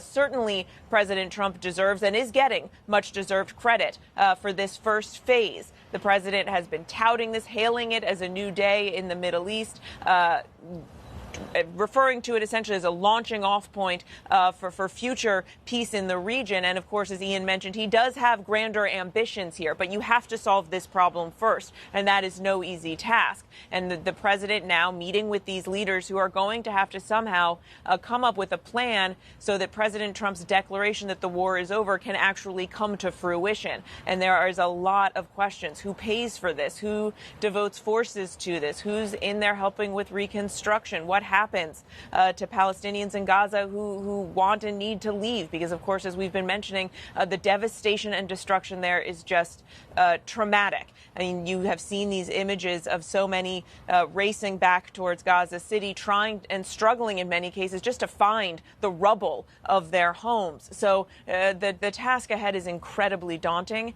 President Trump here taking a much-deserved victory lap, but there are a lot of incredibly thorny issues still to come. Though the president seems that he will be at the center of these negotiations, he's going to be the chairman of this peace force. We have heard from his negotiators. Steve Witkoff says that he's already working on implementation. Jared Kushner's role remains a question, but of course he was incredibly instrumental in getting us to this point. So President Trump putting himself front and center in this effort to finally reach lasting peace. The question is, can he get there? Mary, thank you. Let's bring in our James Longman, who has been talking about that all morning. James, talk to us about this Board of Peace, this body that will oversee the traditional governance of Gaza by a Palestinian committee. And also, you've been talking about this Palestinian movement right now. Is that something we are really seeing? Are we seeing a united Palestinian movement? Well, not yet. I mean, at the moment, Palestinians in Gaza are picking up the pieces of what remains of their lives. They're thinking about a political future at the moment will be well in the distance because it's still a struggle for survival. On that Board of Peace, I mean, let's just take you back to what we've just witnessed there at this extraordinary press conference, which at times, I think it's fair to say, was rather surreal. I think a highlight for me was when Donald Trump turned around to the Prime Minister of Pakistan and just asked him off the cuff to come and speak. And then later, when he was going through the list of world leaders, turned back and said, you're going to have peace with India. I mean, that's another, if you like, generational conflict. And the way in which Donald Trump talks about these issues, his manner, is incredibly disarming. And you get a glimpse of it when you see him talking to other world leaders, because so much of this usually goes on behind closed doors. His joke with Emmanuel Macron that he usually likes the limelight, but actually he was off to one side. Saw Keir Starmer, the British Prime Minister, burst into laughter behind him. So when you have these moments where you get an insight into how Donald Trump operates, you see how a deal like this might have happened. I mean, there aren't many other leaders who walk in to the Knesset, the Israeli parliament, to an enormous welcome, a warm welcome, rapturous applause, endless plaudits, and then an hour later walks into a room full of Arab and Muslim leaders and gets a similarly warm welcome. I mean, him and President Sisi of Egypt, again, very close. It was the Egyptians who presented to the White House the Arab plan for Gaza, very different to what the White House had earlier suggested, where Palestinians would be forced to leave. There's an Arab reconstruction, which the Egyptians put forward together with those Gulf states. So it's Donald Trump's force of personality that seems to have got this particular deal over the line. But I will take some issue with one of the phrases that Donald Trump used today, which is where he said he thinks he's done the hardest part. That is, I mean, blatantly just not true. He's done a very difficult thing to bring all these people into one room together to have the conversation. But where the conversation leads, that will be the hardest part. And this is a conflict that, in his words, has gone on for decades, for generations. And that he wants it to end won't be enough. He wants the Russia-Ukraine war to end. He had a summit in Alaska and made it clear to Vladimir Putin that that's what he wanted. But we're yet to see the fruits of that conversation. This is so much more complex. There are so many more actors involved. One reason why we do have a reason for some hope, and we're looking at pictures there of him talking to the Indonesian leader, Muslim countries are going to be asked to step up here, to take responsibility, ownership perhaps in some way for the Palestinian situation and Gaza more broadly. The Indonesians perhaps putting up forces as part of this international stabilization force that Donald Trump has spoken about in this 20-point plan. But more than that, the actors involved in this are so numerous that the prospects for peace are that much smaller. But the reason why there's optimism is because if you just think about October 6th, Hezbollah in Lebanon was a very, very potent force. Assad in Syria was still there. The Iranian nuclear facilities were still intact. all this time later, and pretty much every one of Israel's main enemies in the region have been taken off the board. So is there the possibility that perhaps Hamas now has no future, has no choice but to enter into a negotiation which does see it disarm? That is the gamble. That is what the White House is hoping for. But we are a very long way from seeing that happen, and we're even further away from seeing a viable Palestinian state. Kira. A gamble indeed. Our James Longman, thank you so much. And as you can imagine, in Hostage Square, a lot of rejoicing, a lot of parties, a lot of reuniting since early this morning, our time.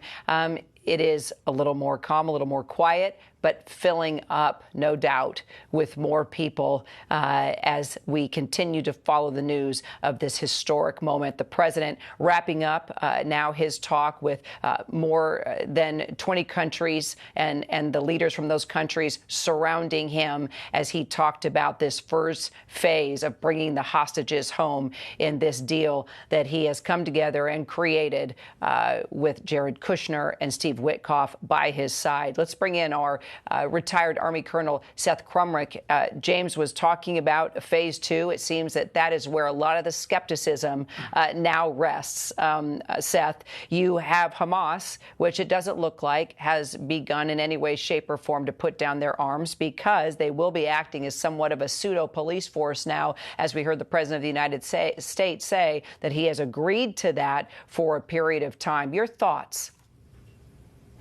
I think that when you look at what's happening and the speed that it's happening, it's important to understand that phase two, the center of gravity, the most important piece of this now, it's the Palestinian people and, frankly, their well-being. That strong investment that has to happen, and it has to happen from everyone that you saw on the stage and that everyone that President Trump talked about on the stage. One of the key differentials here, though, is that President Trump has put 9 years of investment in those personal relationships. This didn't just happen over the last year or 2 years. This has been a longstanding relationship build for during his first administration and then during the Biden administration, whether there were business dealings or other pieces, that trust was there. That trust won the day today to get a lot of world leaders that don't agree with each other together to take on this really complex issue. And to your question on phase two, that trust is going to take on an even heavier gravity. So the key here is going to be investing in the Palestinian people, keeping those Arab teams together to really focus on what will come next. Will there be a Palestinian state? What does that look like in time and space? When do you have to make those decisions? And to your point, Hamas is still out there. It will take years for them to demilitarize. You look at the IRA, it took 9 years to demilitarize the IRA. And don't forget, Iran is still in play. They are still out there. They are still a negative, bad actor that can affect the situation. So there's a lot ahead. And I agree. I think the hardest days are still ahead. And on top of that, Mary Bruce, we are seeing these prisoners being released from custody in Israel. Do we know anything more about who they are and how that is going to be playing into all of this and the security within the region? Yeah, well, certainly that is what was part of this deal in exchange for releasing the hostages, was that nearly 2,000 prisoners be released back to Gaza. You are seeing those rather emotional pictures of those buses pulling in. I think of that image of the man lifting up a baby and kissing him through the window. I keep thinking also how shocking it must be for them to see the state of Gaza. I would imagine that many of these prisoners have not been able to see much news coverage of this. And so for them to pull back into Gaza and see the conditions there are pretty astounding.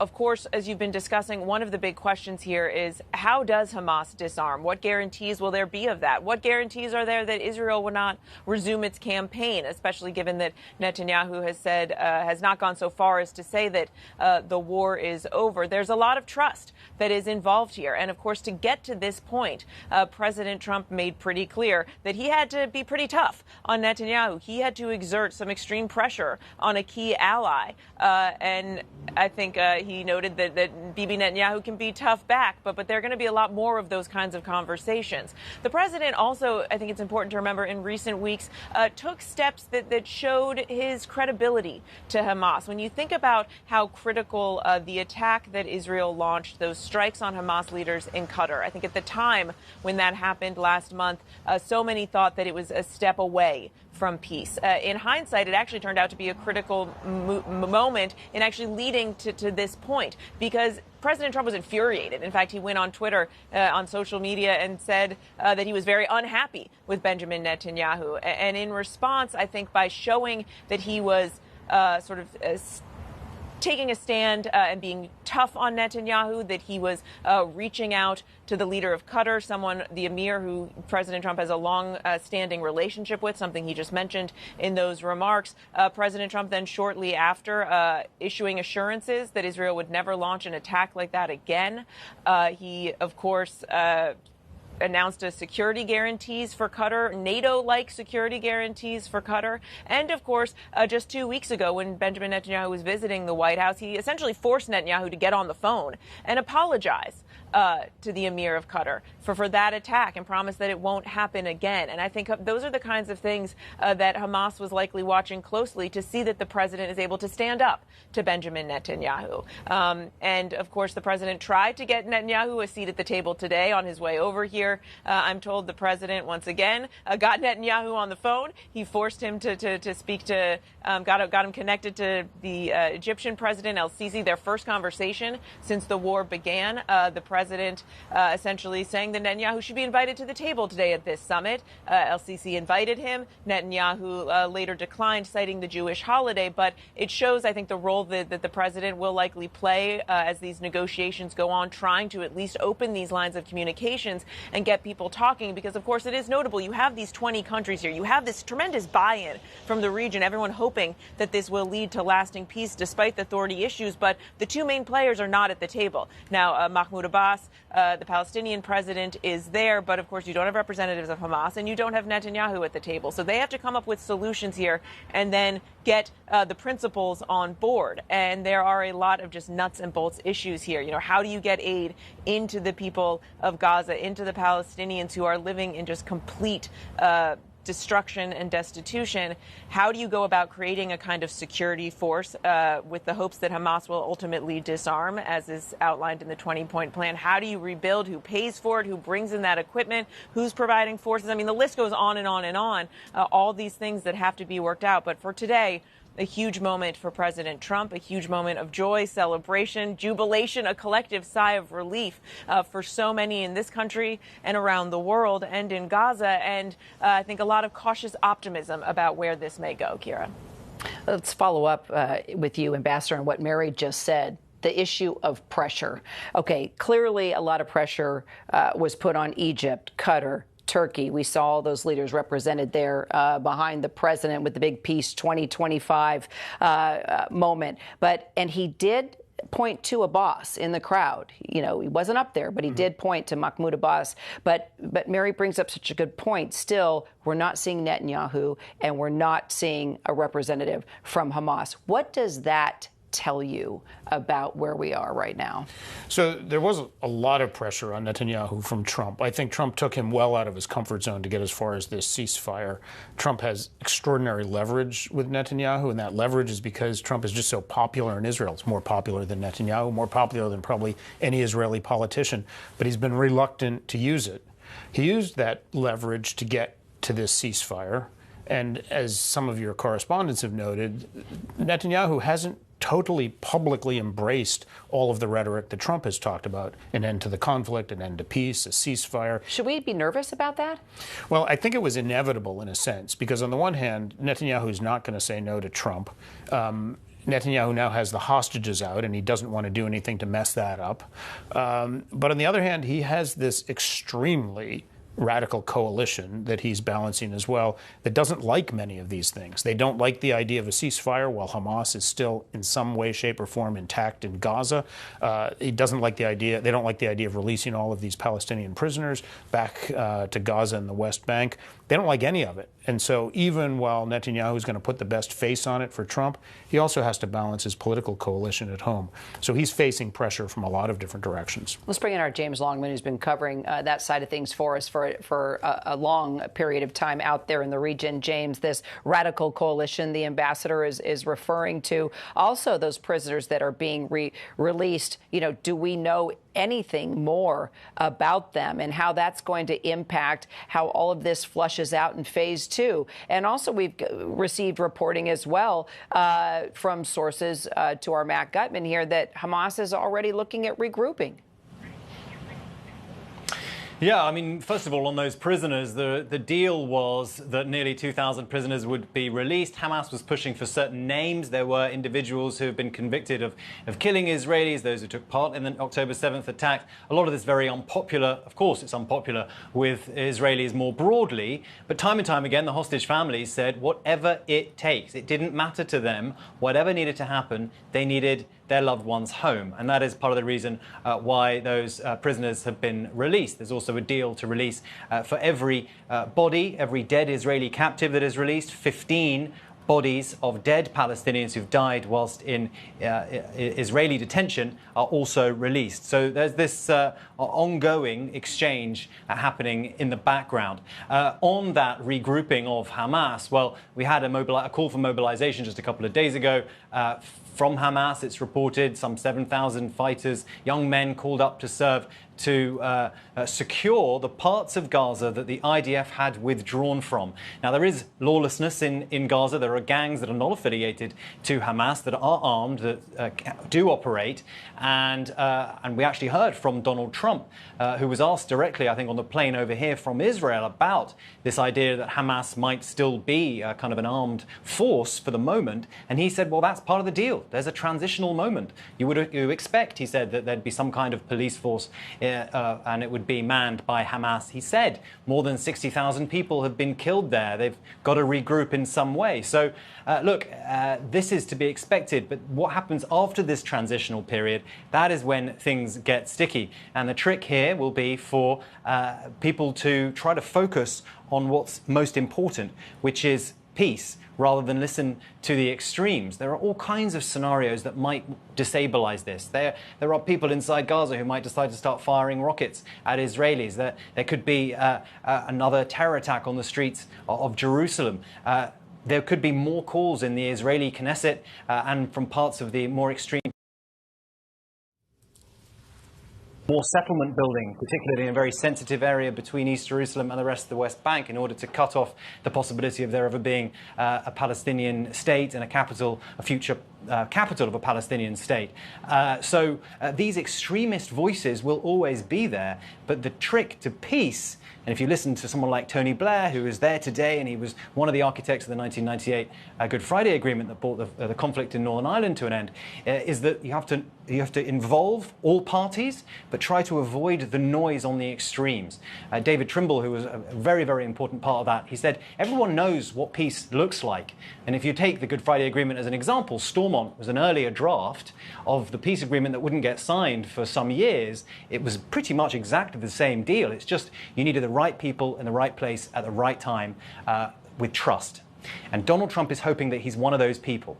Trust is the big issue. There's been an enormous breakdown in trust, even if there ever was at the beginning of all this. These last 2 years of war have been devastating. The lives of so many hostages and their families blighted by this. More than 900 soldiers from the IDF killed inside Gaza, and of course the more than 60,000 Palestinians who've been killed, and the many more tens of thousands who've lost absolutely everything. So when trust is at an all-time low, how do you ignore the noises on the extremes and focus on peace? That is the challenge. That's what Donald Trump, the gauntlet that he's laid down. We'll see if it's possible. Kira. Let's get back to that word trust. James, thank you. Let's go to Christian Cordero. Clearly, there was trust in President Trump. There was trust in Jared Kushner. And there was also trust in Special Envoy Steve Witkoff. really for the past several months, Kira, when this administration came into play, when it came to these larger peace talks. We saw Special Envoy Steve Witkoff travel to the region several times, have these discussions with various world leaders, Arab leaders, and Israeli leaders alike. And then more recently, we saw the president's son-in-law, Jared Kushner, enter the picture. And as we have noted, right, bringing a little bit more of that business negotiation tactic into the conversations themselves. And when it comes to Steve Witkoff, one thing that stood out that was really interesting today is he said that they are going to stay dug into the region. So as you heard James very eloquently lay out how challenging this is moving forward, that the hardest parts are in fact still ahead. The path forward has not yet fully been tested. Although there is a plan in place and there are many parts of today that are worth celebrating, there are key crucial moments that feel very fragile. And one thing Steve Witkoff said today is that they are going to stay in the region. We are going to, quote unquote, be here quite a bit. That's at the direction of the president. And that's probably going to be one of the most important phases here, is what the special envoy said. Kira, we'll see how it all plays out. We sure will. And Seth, I want to bring you back as a retired Army colonel and just talk to you about the U.S. role here, U.S. troops, and when exactly we are going to see that presence, what the role will be as Phase 1 has already been put into the chute and we start to enter Phase 2. Absolutely. When you think about the U.S.'s role, the best way to describe it is the humanitarian coordination center that they're putting together. It's part humanitarian expertise and it's part logistics. And no one does logistics like the U.S. military does. So you're in good hands with that framework. The key, though, is going to be the International Stabilization Force. When we think about all of those leaders that we saw that are going to have to, pony up and provide soldiers to walk the streets, to provide those resources coming in, that's where you're going to see those friction points. That's where that trust and personal relationships are going to be coming in together. And look, there's been some historical friction out there. We think back to not too long ago with Saudi Arabia and UAE and their disastrous, efforts in Yemen against the Houthis. There's still some scar tissue there. And all of these leaders have to respond, and they've got to report back to their domestic populations. They're accountable. So it's going to be very difficult to balance all those things. So besides the resourcing and the logistics, there is going to be delicate, very culturally attuned leadership that's going to be required from some significant U.S. military and U.S. diplomats to make sure that Phase 2 can go. But the number one thing to watch is this: the investment into the Palestinians' well-being. You put your money where your mouth is. Action matters, not words. Show me how you're taking care of the Palestinian people, whether it's social services, reconstruction, and I'll show you if success is possible. Seth, thank you. I also want to bring in our presidential historian, Mark Updegrove. Now, Mark, Trump has compared his envoy, Special Envoy Steve Witkoff, actually to Henry Kissinger. He made that comparison today in terms of both of their impact on foreign policy. What do you make of that? Well, Kissinger was certainly important in Richard Nixon's efforts to strike peace in the Middle East. He was his emissary, and there was what was called at the time shuttle diplomacy. That was Henry Kissinger getting on a plane, going into the Middle East, and going through these hard negotiations with different powers. And that's what Witkoff and, to a large extent, Jared Kushner did here. You mentioned it earlier in the broadcast, Kira, that Jared Kushner was certainly the secret sauce in the Abraham Accords, which was a triumph of the first Trump administration and his very controversial administration. That was one unambiguous triumph. So I think that the comparison is apt. Witkoff certainly played an important role in this negotiation along with Jared Kushner. So, Mark, we saw this pretty remarkable scene at the Knesset this morning, and the attendees there were wearing MAGA-style hats, calling Trump the peace president. What do you make of the president's role in just reshaping global diplomacy now? Well, this is certainly an important step forward in that region, particularly, Kira, the release of the hostages. They've been held captive for 2 harrowing years. We have to remember that the Gaza or the Hamas attacks on Israel happened on October 7th, 2 years ago. So they've been held captive for that long. That is a big symbolic breakthrough in this negotiation. But We have to also remember that these peace agreements are very, very fragile. That cannot be overstated. We have to remember earlier this year, Biden, in the closing days of his administration, had negotiated a ceasefire. It quickly went awry. Hamas does not go away. Iran, the proxy of Hamas, does not go away. We don't yet have a resolution to the Palestinian independent state question. So many things here remain to be seen. So yes, this is a big breakthrough for Donald Trump. This is an important step forward, but a lot remains to be seen, Kira. Yeah, that is so true. And we're actually looking at live pictures right now, Mark. The president apparently arriving at the airport. They're getting ready to take off and come back to the United States. There he is, heading up to board Air Force One after a pretty remarkable, let's see, I'm trying to count the hours, more than 20 hours.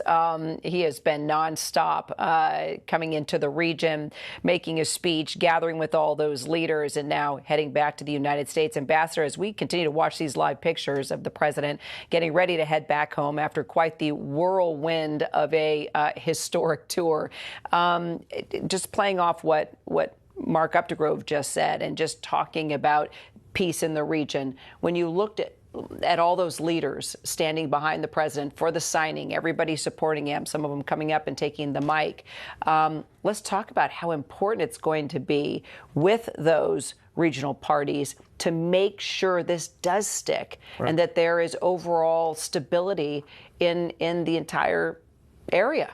Right. I'd love to believe that phase one was the easy part. The rest of this is going to be really, really tough. And two big issues, right? One is, as some of your colleagues have talked about, creation of a stabilization force in Gaza. And the second is humanitarian assistance and ultimately reconstruction. Both of those elements will rely on regional parties, not just the region, the Arab world, also Europe, the United States, and others in some kind of a cohesive effort. But when you look at all of those global leaders sitting with President Trump in Sharm el-Sheikh, I think a lot of them, as we talked about pressure, it goes both ways. Trump is pressuring them to stay engaged. They, in some sense, are pressuring Trump to also stay engaged and to remind Trump that reconstruction, stabilization force, any of this doesn't come out of thin air. And for a lot of these regional governments, it requires more than just an end to the war. It requires a political commitment to a long-term solution for the Palestinians. The Arab governments in particular have said repeatedly they don't want to spend a lot of money unless they know that this is truly part of a plan that involves a political pathway for the Palestinians. And frankly, regional governments, even those that might be inclined to participate in a stabilization force, want to know that the violence has really ended. They don't want to get shot at by either Hamas or the Israelis. They want to know that they have something that's enduring. So, James, let's talk about that, something that's enduring. I mean, when you're talking about the stabilization force in Gaza, the aid into the region, reconstruction. I mean, all of these leaders standing behind Trump today have to take part in that, or do they? I think they absolutely do. And it's been one of the big criticisms of the Arab and Muslim world specifically is that they haven't been there to stand up for the Palestinians. I mean, if you think just back to the Arab Spring in 2011, 2012, after that, there was a huge kind of earthquake through the region. And then it was about Arab countries trying to consolidate power, survive after massive protest movements in their countries. And slowly but surely, institutional memory fades. And the Palestinian issue was not front and center any longer in the minds, especially of the leaders of these regions. And there's been huge anger at that. And actually, we haven't seen huge numbers of Arabs out on the street all the time about this issue until this war. And that's one of the reasons why, the Israelis are very, very sensitive and nervous about the idea that this was a big propaganda win for Hamas, because they kind of solidified the Palestinian issue in the minds of not just the Arab and Muslim world, but the wider world. And if you look actually now at polling in the United States, the opinions of the Israelis have actually gone down, negative views of the Israelis since the beginning of this war. And people are feeling much more strongly about the Palestinian people, the plight of the Palestinian people. It's part of the reason why we've seen these protests around the world. And we've seen today in the Knesset, Israeli leaders talking about that, how they felt that those protests were a betrayal of some kind. I'm just listening out because actually I'm not far from the airport here in Sharm el-Sheikh, where we expect Donald Trump's plane to roar into action, and then you may hear that in the background. But yes, this has been something which has been a huge issue on the Arab street for some time, but neglected by Arab leaders. But now it is front and center in the minds of so many people watching around the world, and the proof will be in the pudding whether these countries will really come together to try to support, in the first instance, the well-being of the Palestinian people in Gaza, because that has to be the priority first and foremost. Before conversations happen about a political solution, you've got more than 2 million people who are living basically without anything. It's not just buildings that have been destroyed, sanitation systems, water, electricity. It is really an entire country needs to be rebuilt. So when that has happened, then slowly but surely, and perhaps in parallel, conversations can happen about a political solution and what the Palestinian movement actually looks like, because for so long it's been divided, of course, between Hamas in Gaza and the Palestinian Authority in the occupied West Bank. But the PA has really lacked legitimacy for so long, and part of the reason why the movement is divided, and part of the reason why Netanyahu spent so long dividing that movement, in order that there was not one united front to negotiate with. Perhaps all that is going to change, but we're a long, long way from any of that happening. In the first instance, as Donald Trump's plane takes off here, he's got to hope that even for the next 24 hours, this ceasefire holds. And after addressing the world there from Egypt, as you said, James, we will soon hear Air Force One roaring out of country and back here home. James Longman, thank you. Christian Cordero, our Colonel Seth Crumrick, all of you, thank you. And Ambassador Michael Ratney, so great to have you here on set. I know you'll be with us throughout the day. Thank you. We're going to take a quick break. More of our continuing coverage straight ahead.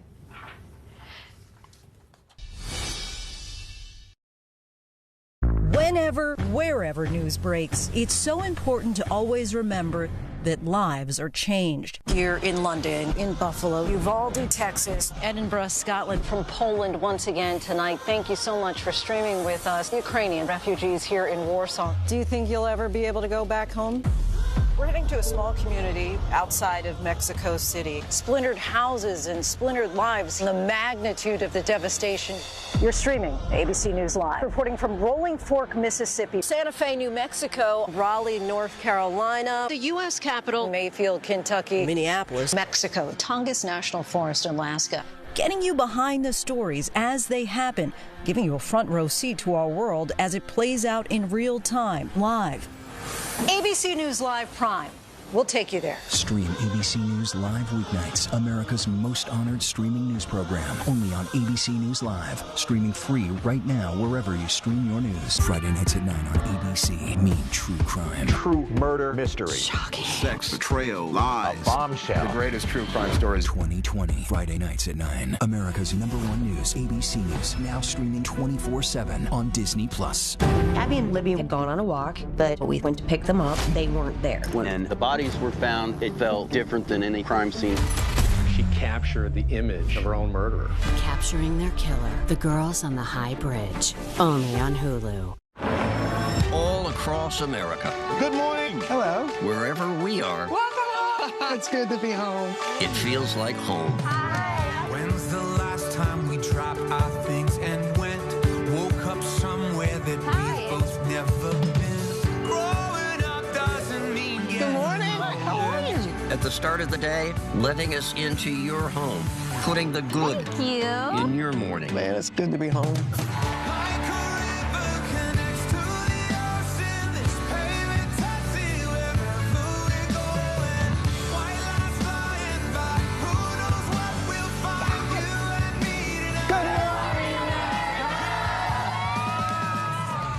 GMA. It's an invitation to come together. Brighten your morning. I'm George. How are you? And the day ahead.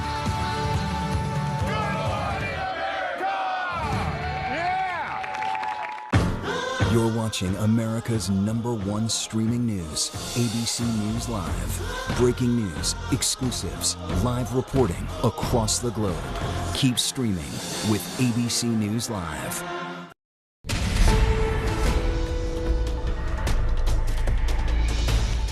Today, the skies are calm, the guns are silent, the sirens are still. Good afternoon, everyone. I'm Kira Phillips. Those are the words from President Trump as history is written in the Middle East. President Trump, surrounded by leaders from more than 20 countries, addressing the world from Egypt after both sides signed the first phase of the peace agreement. Trump calling this moment a historic dawn for the region, saying his administration was able to achieve what everyone thought was impossible. Take a listen. Those prayers of millions have finally been answered. As you know, the hostages have been returned, and further work goes on having to do with the, sadly to say, bodies. Together we've achieved what everybody said was impossible. Now the rebuilding begins. The rebuilding is maybe going to be the easiest part. I think we've done a lot of the hardest part because the rest comes together. Families in Israel now celebrating as the last 20 living hostages are back home after 738 days in activity, each one of them pictured there. Those emotional and long-awaited reunions taking place in the early morning hours after Hamas handed over the remaining hostages to the Red Cross and into Israeli custody. Ebodar David, among those 20 hostages who came home to a hero's welcome, the Israeli clearly overcome with emotion as he was ushered to safety. Then just 2 months ago, he appeared in this video released by Hamas. It shows him in a tunnel, half-starved, digging his own grave. Joy radiating across Israel and across the border, where families in Gaza are also celebrating the ceasefire. Nearly 2,000 Palestinian prisoners will be released in the first phase of this deal. Busloads of prisoners already brought to Gaza, giving us gut-wrenching scenes like this of one man lifting a small child from the bus window and embracing him before lowering him back down. Let's bring in our chief international correspondent, James Longman, there in Sharm el-Sheikh. Also, ABC's Christian Cordero. So, James, set the scene for us right now as we get ready to see the president take off not far from where you are. Well, I've just heard a plane. I don't know if that was indeed the plane, but I am near an airport, so it may not have been. But yes, a huge, huge day. I mean, first, let's just take us back to the scenes we saw this morning in Israel. I've been covering this war for more than 2 years. I've stayed in touch with the families of these hostages. It is their day today. They are the ones that made sure that their loved ones would come home. I mean, it really wasn't the priority of the Netanyahu administration in the days following the Hamas attack to try to get the hostages back.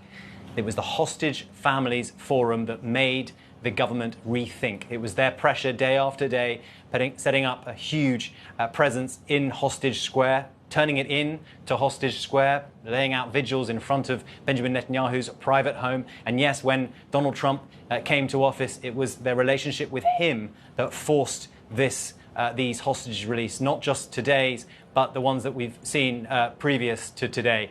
Because without Donald Trump, this pure and simple just would not have happened. And, you know, it's not me saying that. If you just ask the average Israeli, you see the signs, the flags inside Israel, you will see that that is very much the view. And just, you know, we talk about the hostage families as a group, but I think it's really important to remember the individual, unique terror that these families went through. Some of them had no sign of life from their loved ones right through until only a few months ago, when they saw them on the backs of Hamas jeeps in Gaza. Many of the families could only go on what they'd heard from hostages who'd been released, because they weren't getting any information from Hamas otherwise. Some of these hostages they've survived incredible injury, losing limbs, one of them losing an eye. Just horrific. And to not know if your loved one is coming home alive or dead is excruciating. So today is an extraordinary day for Israel. Finally, this nightmare is over. But it is not. The situation in the Middle East has not been resolved. This chapter is hopefully closed if the remains of the hostages who've been killed in captivity do eventually get returned to their loved ones inside Israel. But what happens next, well, we're not sure. And that's what today's summit was about, setting out the plan. But we're a long way from seeing it realized. Kira. And we're looking at the pictures that we referred to earlier on in the Knesset there, with members holding the MAGA-style caps, calling him the peacemaker. The headline across the Jerusalem Post calling him that such person. I mean, clearly, Christian, it's a big win for the Trump administration, but phase two may be the toughest part. And the president, Kira, says that phase 2 is well underway, as if to will it into existence. And quite frankly, now is the time, as we've heard over and over again, right? There are so many crucial parts of this overall 20-point peace plan that need to fall into step in order for there to be lasting peace. And that in itself is such a simple statement for such a tall mountain to climb. But there's no doubt about it for how much the president has been able to take a victory lap today, both at the Knesset and then in Egypt, among, quite frankly, many world leaders, 34 world leaders from 4 continents, from Europe, from Asia, from North Africa, and from North America, of course. And so you saw that, right, that display of diplomacy, the symbolic signature, declaring peace, actually achieving peace is a much bigger step. And it's something that, with the world of our witness, we see the vows to make that come to fruition, Kira. James Longman, Christian Cordero, thank you both so much. My next guest is an American citizen and Palestinian who left Gaza in 2005. Despite losing multiple family members during this war, he has been an advocate for both the hostages and the innocent Palestinians. He joins me once again on this historic day, Ahmed Fouad Al-Khatib. Ahmed, we talked about this day. Didn't know if it was going to come. Your thoughts as you witness what is happening here. You're still a senior fellow at the head of Realign for Palestine, at the Atlantic Council. This, I'm sure everybody has been talking about this since the early morning hours. Your thoughts? Well, good to be back with you. I'm delighted that the hostages are finally out. They should have never been there in the first place. This concludes a dark chapter for many of those communities and folks who experienced some of the worst brutality of Hamas on that fateful day, October 7th.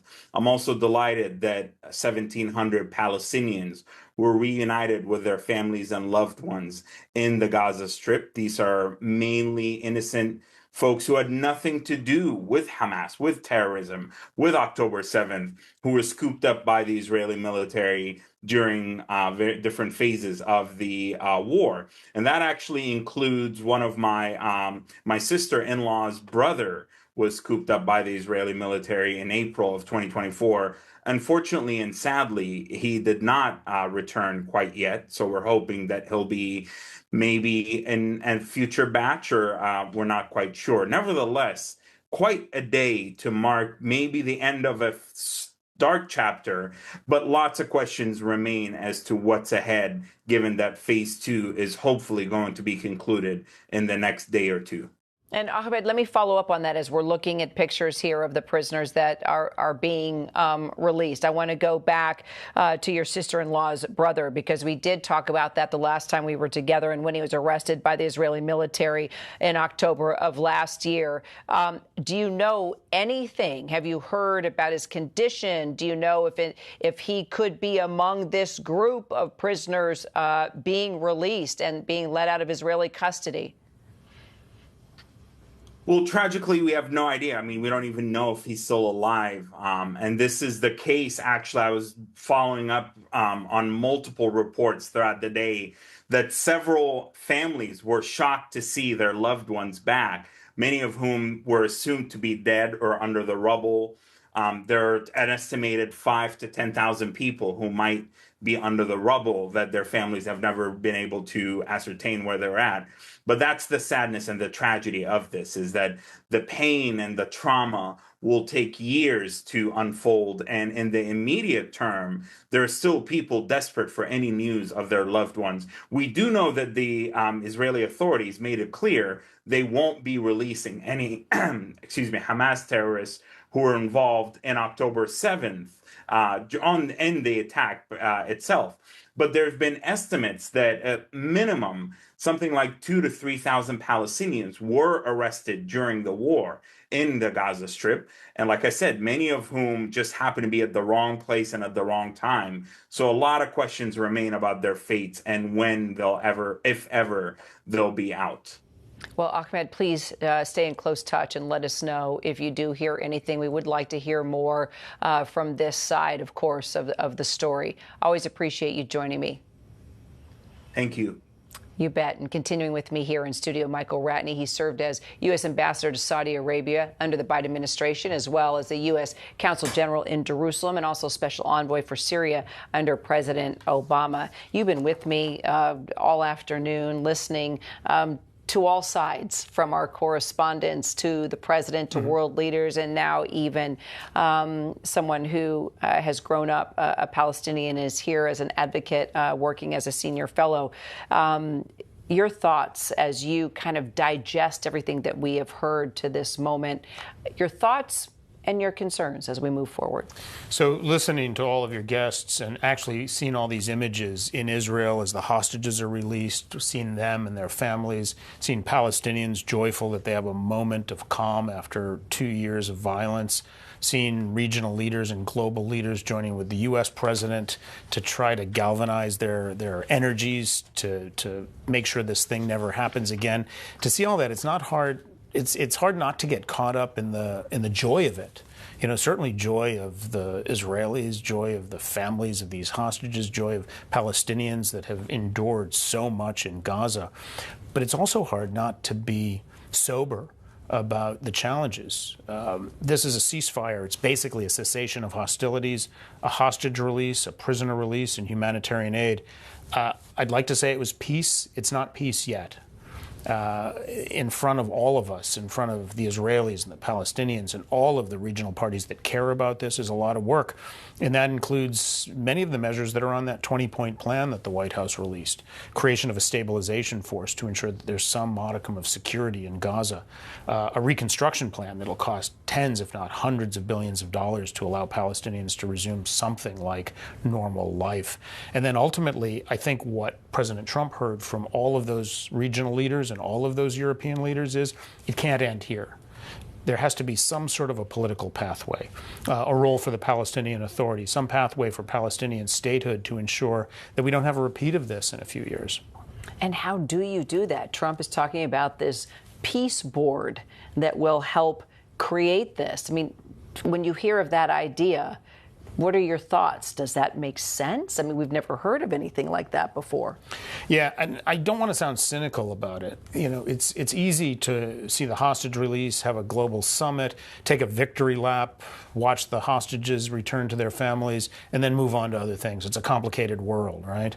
But I think one of the advantages of President Trump meeting with all those global leaders is they're there to remind him that if we want their support in reconstruction and security, that we need to stay on our game, that the United States needs to stay behind this and work with the Israelis to ensure that they do support things that frankly, the Israeli Prime Minister has flatly ruled out, including at times a complete withdrawal from Gaza, or certainly any kind of a role for the Palestinian Authority. So, look, and it would be great to talk at length about all of these political measures, but what we really need right now is something that ensures that a ceasefire and a hostage release is more substantial, that it yields real security for Israelis and Palestinians, and it at least tells Palestinians that there's a pathway to some kind of normal life for them. Ambassador, thank you. Thank you. In a region where we have had little diplomatic success for decades, President Trump appears to have accomplished a generational coup. Stay with us here on ABC News Live. We will have continuing coverage of the historic day in the Middle East, and we will bring you all the breaking developments as they happen. And in our next hour, we will speak with Daniel Sharibi, whose best friend, Yosef Yaim Ohana, was finally released today by Hamas after 2 very long years in captivity. We're also tracking a nor'easter slamming parts of the East Coast. Rena? Well, Kira, I can tell you it is wet and windy here on Rockaway Beach in New York City. And the big threat with this storm is beach erosion and flooding. We'll have the latest coming up.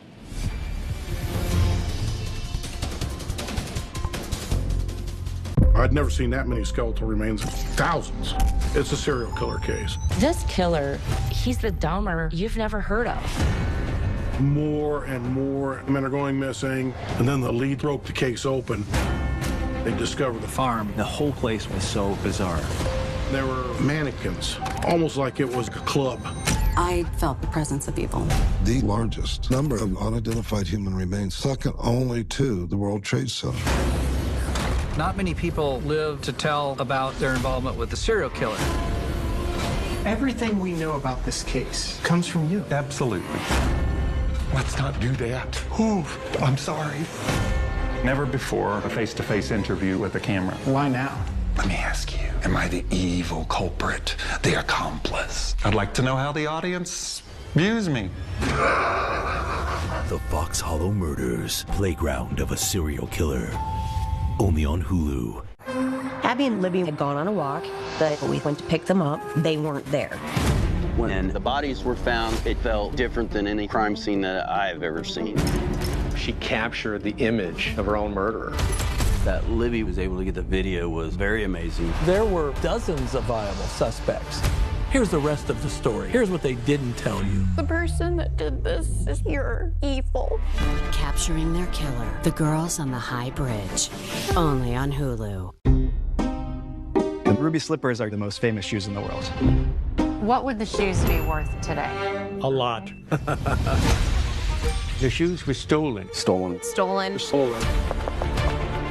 We worked together with the FBI. Heaven only knows how many feet went into that pair of shoes. There is more to this than anybody realizes. Who knows where this is going to lead? It's gonna get real.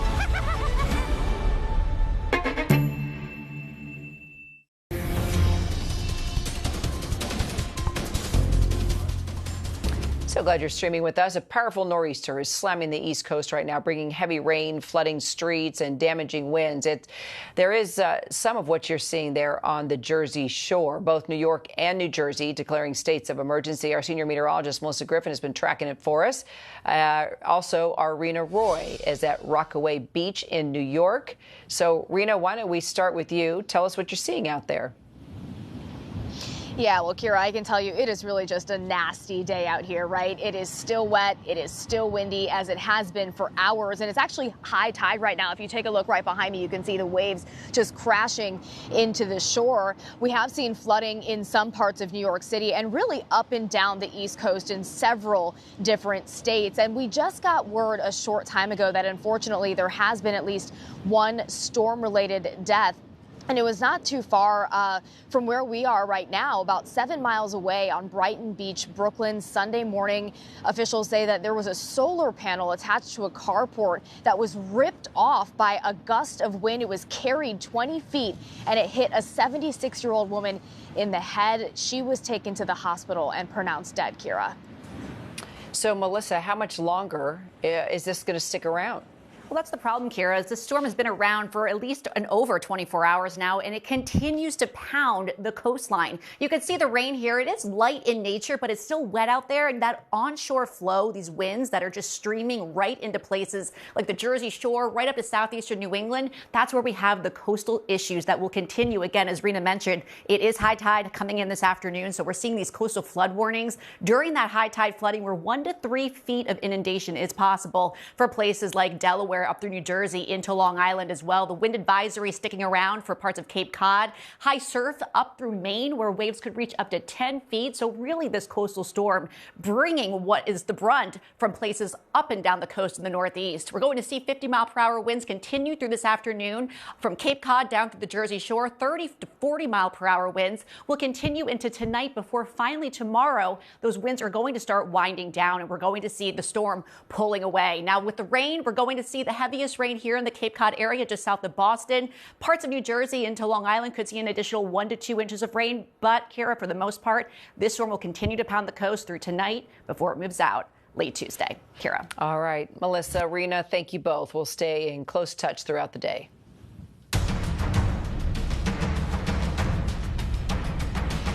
Well, while the world is celebrating a historic moment in peace in the Middle East, back here at home, Democrats and Republicans are still divided as we enter day 13 of the government shutdown, and there's no end in sight.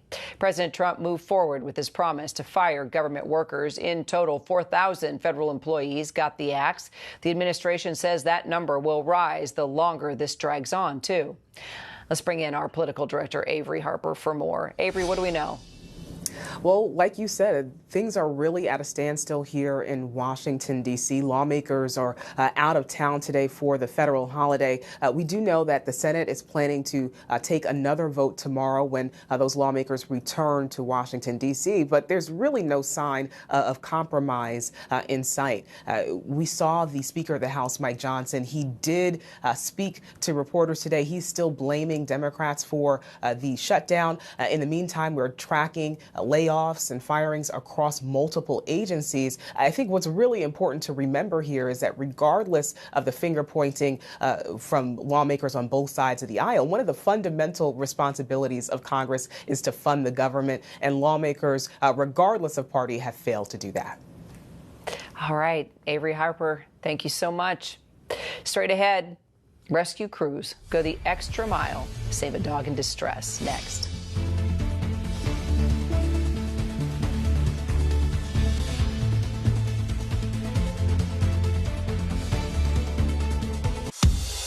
The news never stops. We are here in Israel, a nation at war. We appeared to be gunfire. The former president rushed off the stage. Hurricane Helene ravaging the coastline of Florida. It's moving really fast, screaming across the state. And that's why ABC News Live never stops. Taking you to the center of the story. As news breaks live.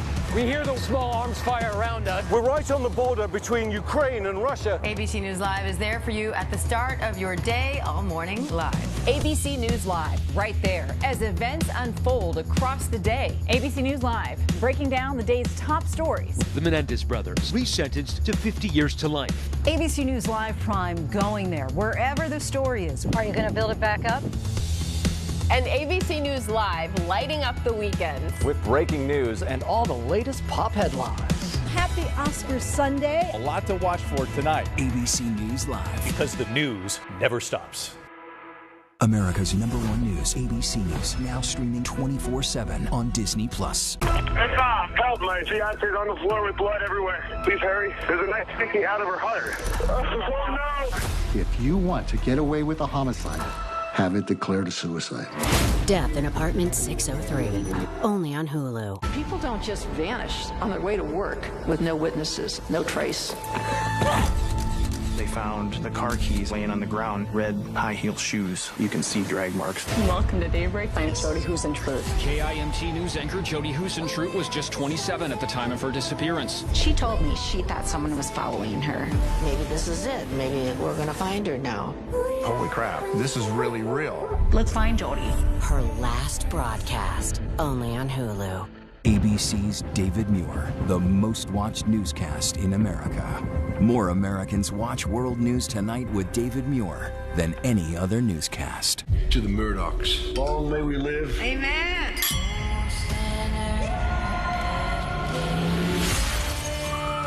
There's been an accident. The Murdochs are a South Carolina legal dynasty. Did the Murdochs tell you not to talk to me?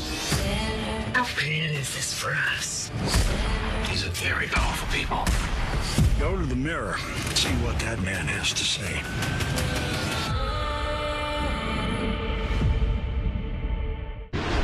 Reporting from the fires in Ventura County, California, I'm Mo Lalengi. Wherever the story is, we'll take you there. You're streaming ABC News Live.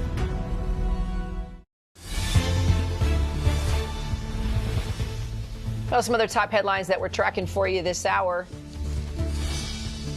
Dramatic rescue in Arizona as crews airlift a dog that had fallen and could no longer walk. So you know what they did? Yep.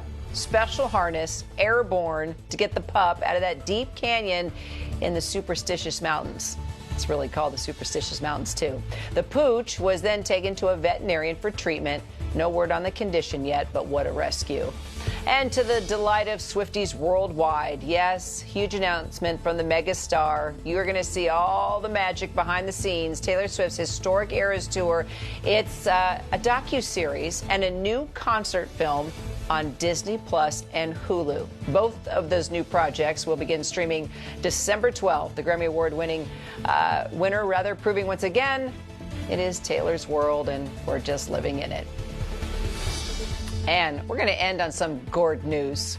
Hundreds of farmers hoping to squash the competition at the so-called Super Bowl of Pumpkin Weigh-Offs in California today. The farmer who grows the biggest jack-o'-lantern will take home a championship ring, along with our undying respect.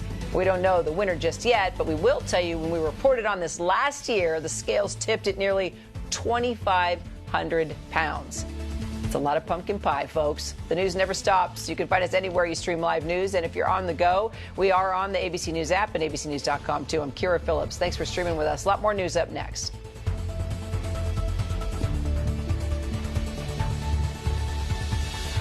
I did not picture myself surviving through that day. He was tracking her. He was everywhere. I heard the squeak of a floorboard. I've been kidnapped. This becomes a fight for my life. And we're all holding our breath. My mind is the only thing that's going to get me out of here. This is a horror film. Stalking Samantha, 13 years of terror, only on Hulu. What if that's all I did? I dated a zookeeper one time. So I'm trying to put it down, and she started quizzing me on animal sounds. She'd be like, I don't know, is that a red robin? And she was like, I'm like, is that a donkey? She goes, no, that's me, silly. I went through my little wannabe cholo stage myself, and I got jumped in a bathroom, you know? I got 12 staples in my head. I was immediately like, you know what? I think I'm gonna be an artist. Okay, we want to know, who are the people in your state that make such a big difference? Come on now. We all know someone who does so much. And we want to celebrate them with you. So scan this QR code or go to goodmorningamerica.com. Tell us about them. We're coming to all 50 states in 50 weeks to celebrate the best of what makes America beautiful. When the grid takes over, every driver has to be ready. When the lights go out, instincts override. Machines become extensions of will, and there's no going back. The F1 United States Grand Prix on ABC and the all-new ESPN app, and experience Tron Ares, now playing in theaters. Reporting from Indianapolis at the WNBA All-Star Game, I'm Christiane Cordero. Wherever the story is, we will take you there. You're streaming ABC News Live. I wanted love because I was lonely. So I went online. He's a handsome man. He was a very handsome man. He said to me, I love you. And I started to fall in love with him. Then something crazy happened. I've been scammed. I had lost everything. And I was angry. I wanted to track him down. Maybe we could catch him. I have secrets of my own.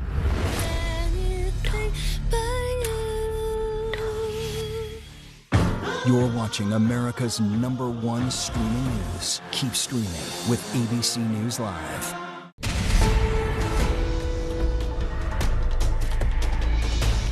Well, today the skies are calm, the guns are silent, the sirens are still. Good afternoon, everyone. I'm Kira Phillips. Those are the words from President Trump as history is written in the Middle East. President Trump, surrounded by leaders from more than 20 countries, addressing the world from Egypt after both sides signed the first phase of the peace agreement. Trump calling this moment a historic dawn for the region, saying his administration was able to achieve what everyone thought was impossible. Take a listen. Those prayers of millions have finally been answered. As you know, the hostages have been returned, and further work goes on having to do with the, sadly to say, bodies. Together we've achieved what everybody said was impossible. Now the rebuilding begins. The rebuilding is maybe going to be the easiest part. I think we've done a lot of the hardest part because the rest comes together. Families in Israel now celebrating as the last 20 living hostages are back home after 738 days in activity. Each one of them pictured there. Those emotional and long-awaited reunions taking place in the early morning hours after Hamas handed over the remaining hostages to the Red Cross and into Israeli custody. Evodar David, among those 20 hostages who came home to a hero's welcome, the Israeli clearly overcome with emotion as he was ushered to safety. Then just 2 months ago, he appeared in this video released by Hamas. It shows him in a tunnel, half-starved, digging his own grave. Joy radiating across Israel and across the border, where families in Gaza are also celebrating the ceasefire. Nearly 2,000 Palestinian prisoners will be released in the first phase of this deal. Busloads of prisoners already brought to Gaza, giving us gut-wrenching scenes like this of one man lifting a small child from the bus window and embracing him before lowering him back down. Let's bring in our chief international correspondent, James Longman, there in Sharm el-Sheikh. Also, ABC's Christian Cordero. So, James, set the scene for us right now as we get ready to see the president take off not far from where you are.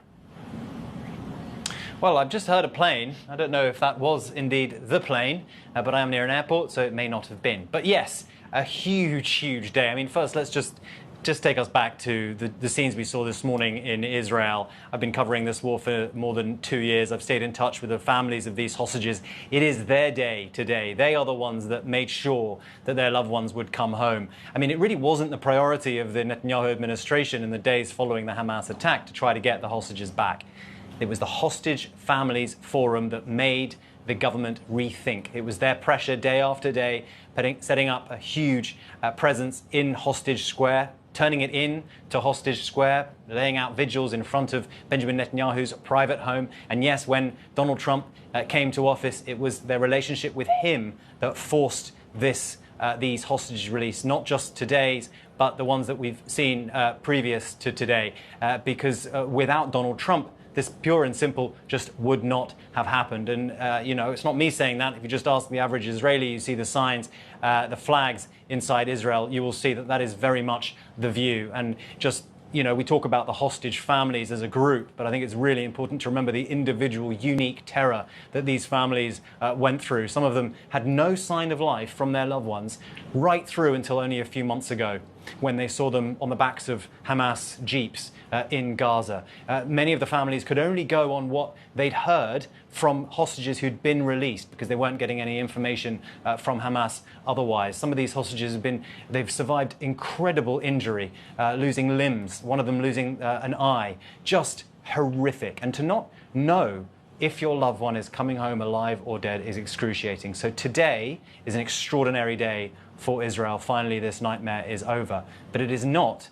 The situation in the Middle East has not been resolved. This chapter is hopefully closed if the remains of the hostages who've been killed in captivity do eventually get returned to their loved ones inside Israel. But what happens next, well, we're not sure. And that's what today's summit was about, setting out the plan. But we're a long way from seeing it realized. Kira. And we're looking at the pictures that we referred to earlier on in the Knesset there, with members holding the MAGA-style caps, calling him the peacemaker. The headline across the Jerusalem Post calling him that such person. I mean, clearly, Christian, it's a big win for the Trump administration, but phase two may be the toughest part. And the president, Kira, says that phase two is well underway, as if to will it into existence. And quite frankly, now is the time, as we've heard over and over again, right? There are so many crucial parts of this overall 20-point peace plan that need to fall into step in order for there to be lasting peace. And that in itself is such a simple statement for such a tall mountain to climb. But there's no doubt about it for how much the president has been able to take a victory lap today, both at the Knesset and then in Egypt, among, quite frankly, many world leaders, 34 world leaders from 4 continents, from Europe, from Asia, from North Africa, and from North America, of course. And so you saw that, right, that display of diplomacy, the symbolic signature, declaring peace, actually achieving peace is a much bigger step. And it's something that with the world of our witness, we see the vows to make that come to fruition, Kira. James Longman, Christian Cordero, thank you both so much. My next guest is an American citizen and Palestinian who left Gaza in 2005. Despite losing multiple family members during this war, he has been an advocate for both the hostages and the innocent Palestinians. He joins me once again on this historic day, Ahmed Fouad Al-Khatib. Ahmed, we talked about this day Didn't know if it was going to come. Your thoughts as you witness what is happening here. You're still a senior fellow at the head of Realign for Palestine, at the Atlantic Council. This, I'm sure everybody has been talking about this since the early morning hours. Your thoughts?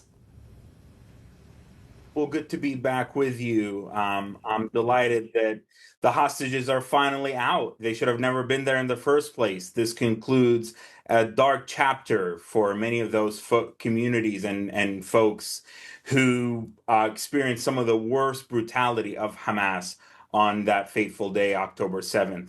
I'm also delighted that 1,700 Palestinians were reunited with their families and loved ones in the Gaza Strip. These are mainly innocent folks who had nothing to do with Hamas, with terrorism, with October 7th, who were scooped up by the Israeli military during very different phases of the war. And that actually includes one of my sister-in-law's brother was scooped up by the Israeli military in April of 2024. Unfortunately and sadly, he did not return quite yet. So we're hoping that he'll be maybe in a future batch, or we're not quite sure. Nevertheless, quite a day to mark maybe the end of a dark chapter, but lots of questions remain as to what's ahead, given that phase 2 is hopefully going to be concluded in the next day or two.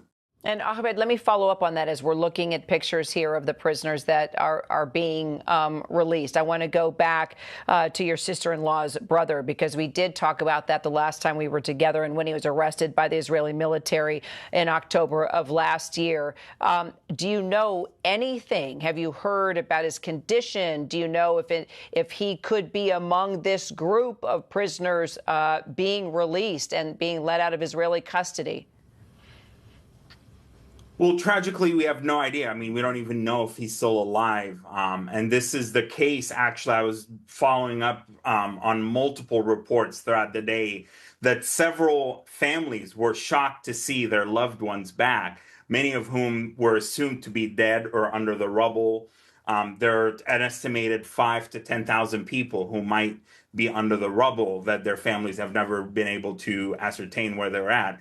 But that's the sadness and the tragedy of this, is that the pain and the trauma will take years to unfold. And in the immediate term, there are still people desperate for any news of their loved ones. We do know that the Israeli authorities made it clear they won't be releasing any, Hamas terrorists who were involved in October 7th in the attack itself. But there have been estimates that at minimum, something like 2,000 to 3,000 Palestinians were arrested during the war in the Gaza Strip. And like I said, many of whom just happened to be at the wrong place and at the wrong time. So a lot of questions remain about their fates and when they'll ever, if ever, they'll be out. Well, Ahmed, please stay in close touch and let us know if you do hear anything. We would like to hear more from this side, of course, of the story. Always appreciate you joining me. Thank you. You bet. And continuing with me here in studio, Michael Ratney. He served as U.S. ambassador to Saudi Arabia under the Biden administration, as well as the U.S. Consul General in Jerusalem and also special envoy for Syria under President Obama. You've been with me all afternoon listening to all sides, from our correspondents to the president to world leaders, and now even someone who has grown up a Palestinian, is here as an advocate, working as a senior fellow. Your thoughts as you kind of digest everything that we have heard to this moment, your thoughts and your concerns as we move forward. So listening to all of your guests and actually seeing all these images in Israel as the hostages are released, seeing them and their families, seeing Palestinians joyful that they have a moment of calm after 2 years of violence, seeing regional leaders and global leaders joining with the U.S. president to try to galvanize their energies to make sure this thing never happens again. To see all that, it's not hard. It's hard not to get caught up in the joy of it. You know, certainly joy of the Israelis, joy of the families of these hostages, joy of Palestinians that have endured so much in Gaza. But it's also hard not to be sober about the challenges. This is a ceasefire. It's basically a cessation of hostilities, a hostage release, a prisoner release, and humanitarian aid. I'd like to say it was peace. It's not peace yet. In front of all of us, in front of the Israelis and the Palestinians and all of the regional parties that care about this, is a lot of work. And that includes many of the measures that are on that 20-point plan that the White House released. Creation of a stabilization force to ensure that there's some modicum of security in Gaza. A reconstruction plan that'll cost tens, if not hundreds of billions of dollars to allow Palestinians to resume something like normal life. And then ultimately, I think what President Trump heard from all of those regional leaders and all of those European leaders is it can't end here. There has to be some sort of a political pathway, a role for the Palestinian Authority, some pathway for Palestinian statehood to ensure that we don't have a repeat of this in a few years. And how do you do that? Trump is talking about this peace board that will help create this. I mean, when you hear of that idea, what are your thoughts? Does that make sense? I mean, we've never heard of anything like that before. Yeah, and I don't want to sound cynical about it. You know, it's easy to see the hostage release, have a global summit, take a victory lap, watch the hostages return to their families, and then move on to other things. It's a complicated world, right? But I think one of the advantages of President Trump meeting with all those global leaders is they're there to remind him that if we want their support in reconstruction and security, that we need to stay on our game, that the United States needs to stay behind this and work with the Israelis to ensure that they do support things that frankly, the Israeli Prime Minister has flatly ruled out, including at times a complete withdrawal from Gaza, or certainly any kind of a role for the Palestinian Authority. So, look, and it would be great to talk at length about all of these political measures, but what we really need right now is something that ensures that a ceasefire and a hostage release is more substantial, that it yields real security for Israelis and Palestinians, and it at least tells Palestinians that there's a pathway to some kind of normal life for them. Ambassador, thank you. Thank you. In a region where we have had little diplomatic success for decades, President Trump appears to have accomplished a generational coup. Stay with us here on ABC News Live. We will have continuing coverage of the historic day in the Middle East, and we will bring you all the breaking developments as they happen. And in our next hour, we will speak with Daniel Sharibi, whose best friend, Yosef Yaim Ohana, was finally released today by Hamas after 2 very long years in captivity. We're also tracking a nor'easter slamming parts of the East Coast. Rena? Look, here, I can tell you it is wet and windy here on Rockaway Beach in New York City. And the big threat with this storm is beach erosion and flooding. We'll have the latest coming up.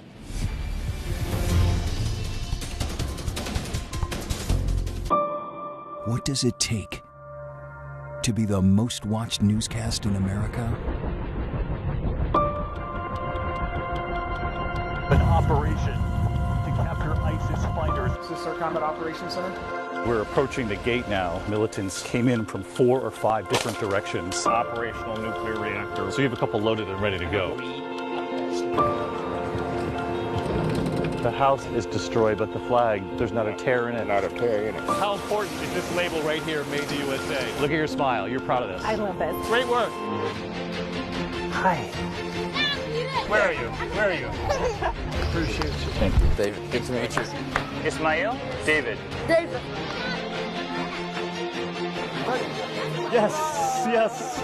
I'm David Muir. I know who you are. You I watch do. you every night.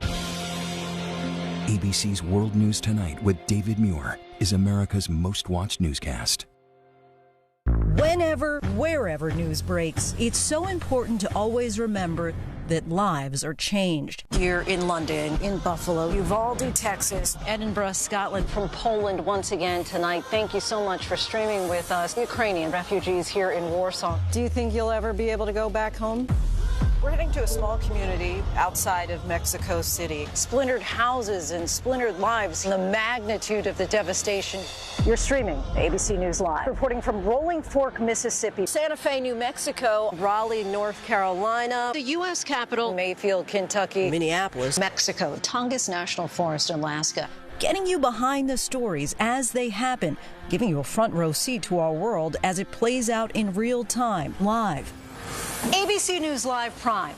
We'll take you there. Stream ABC News Live weeknights, America's most honored streaming news program, only on ABC News Live, streaming free right now wherever you stream your news. If you're ready for a wild ride, then I'm your girl. How wild? Mel has never been exposed to women like us. I don't know how he can handle it all.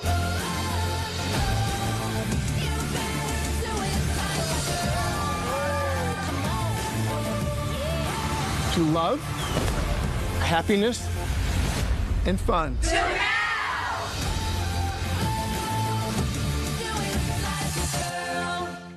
We were two perfect little families that are all best friends. But he was crazy. Denise calls me and said that Mike hasn't come home. There was speculation that he got eaten by an alligator. She starts an affair with my husband, Brian. It involved decadent sexual behavior. We don't need to be wiring up soccer moms, but she wanted answers. My heart is racing. This is where the good stuff starts. Mr. and Mrs. Murder, only on Hulu. I did not picture myself surviving through that day. He was tracking her. He was everywhere. I heard the squeak of a floorboard. I've been kidnapped. This becomes a fight for my life. And we're all holding our breath. My mind is the only thing that's going to get me out of here. Open the door! This is a horror film. Stalking Samantha, 13 Years of Terror, only on Hulu.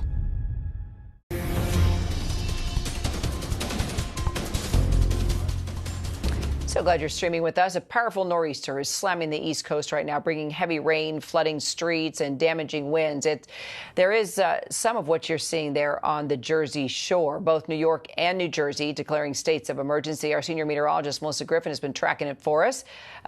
Also, our Rena Roy is at Rockaway Beach in New York. So, Rena, why don't we start with you? Tell us what you're seeing out there.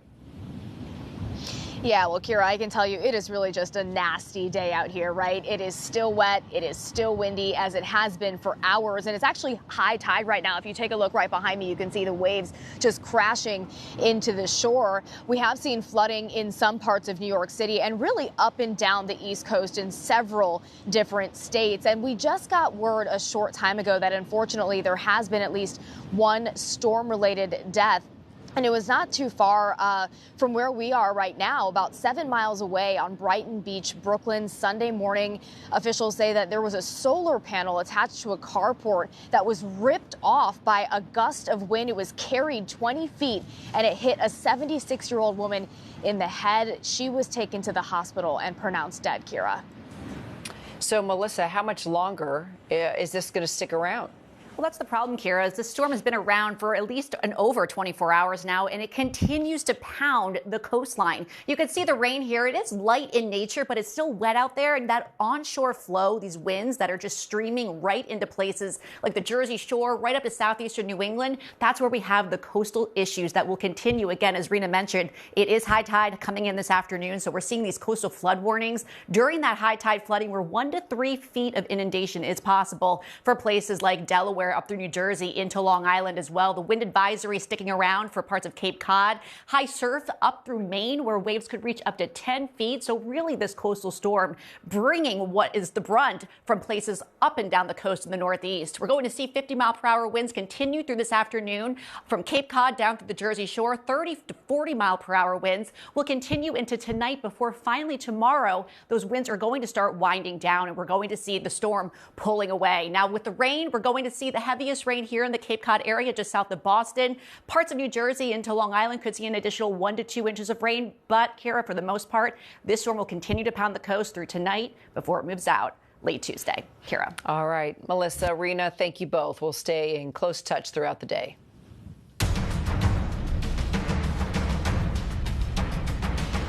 Well, while the world is celebrating a historic moment in peace in the Middle East, back here at home, Democrats and Republicans are still divided as we enter day 13 of the government shutdown, and there's no end in sight. President Trump moved forward with his promise to fire government workers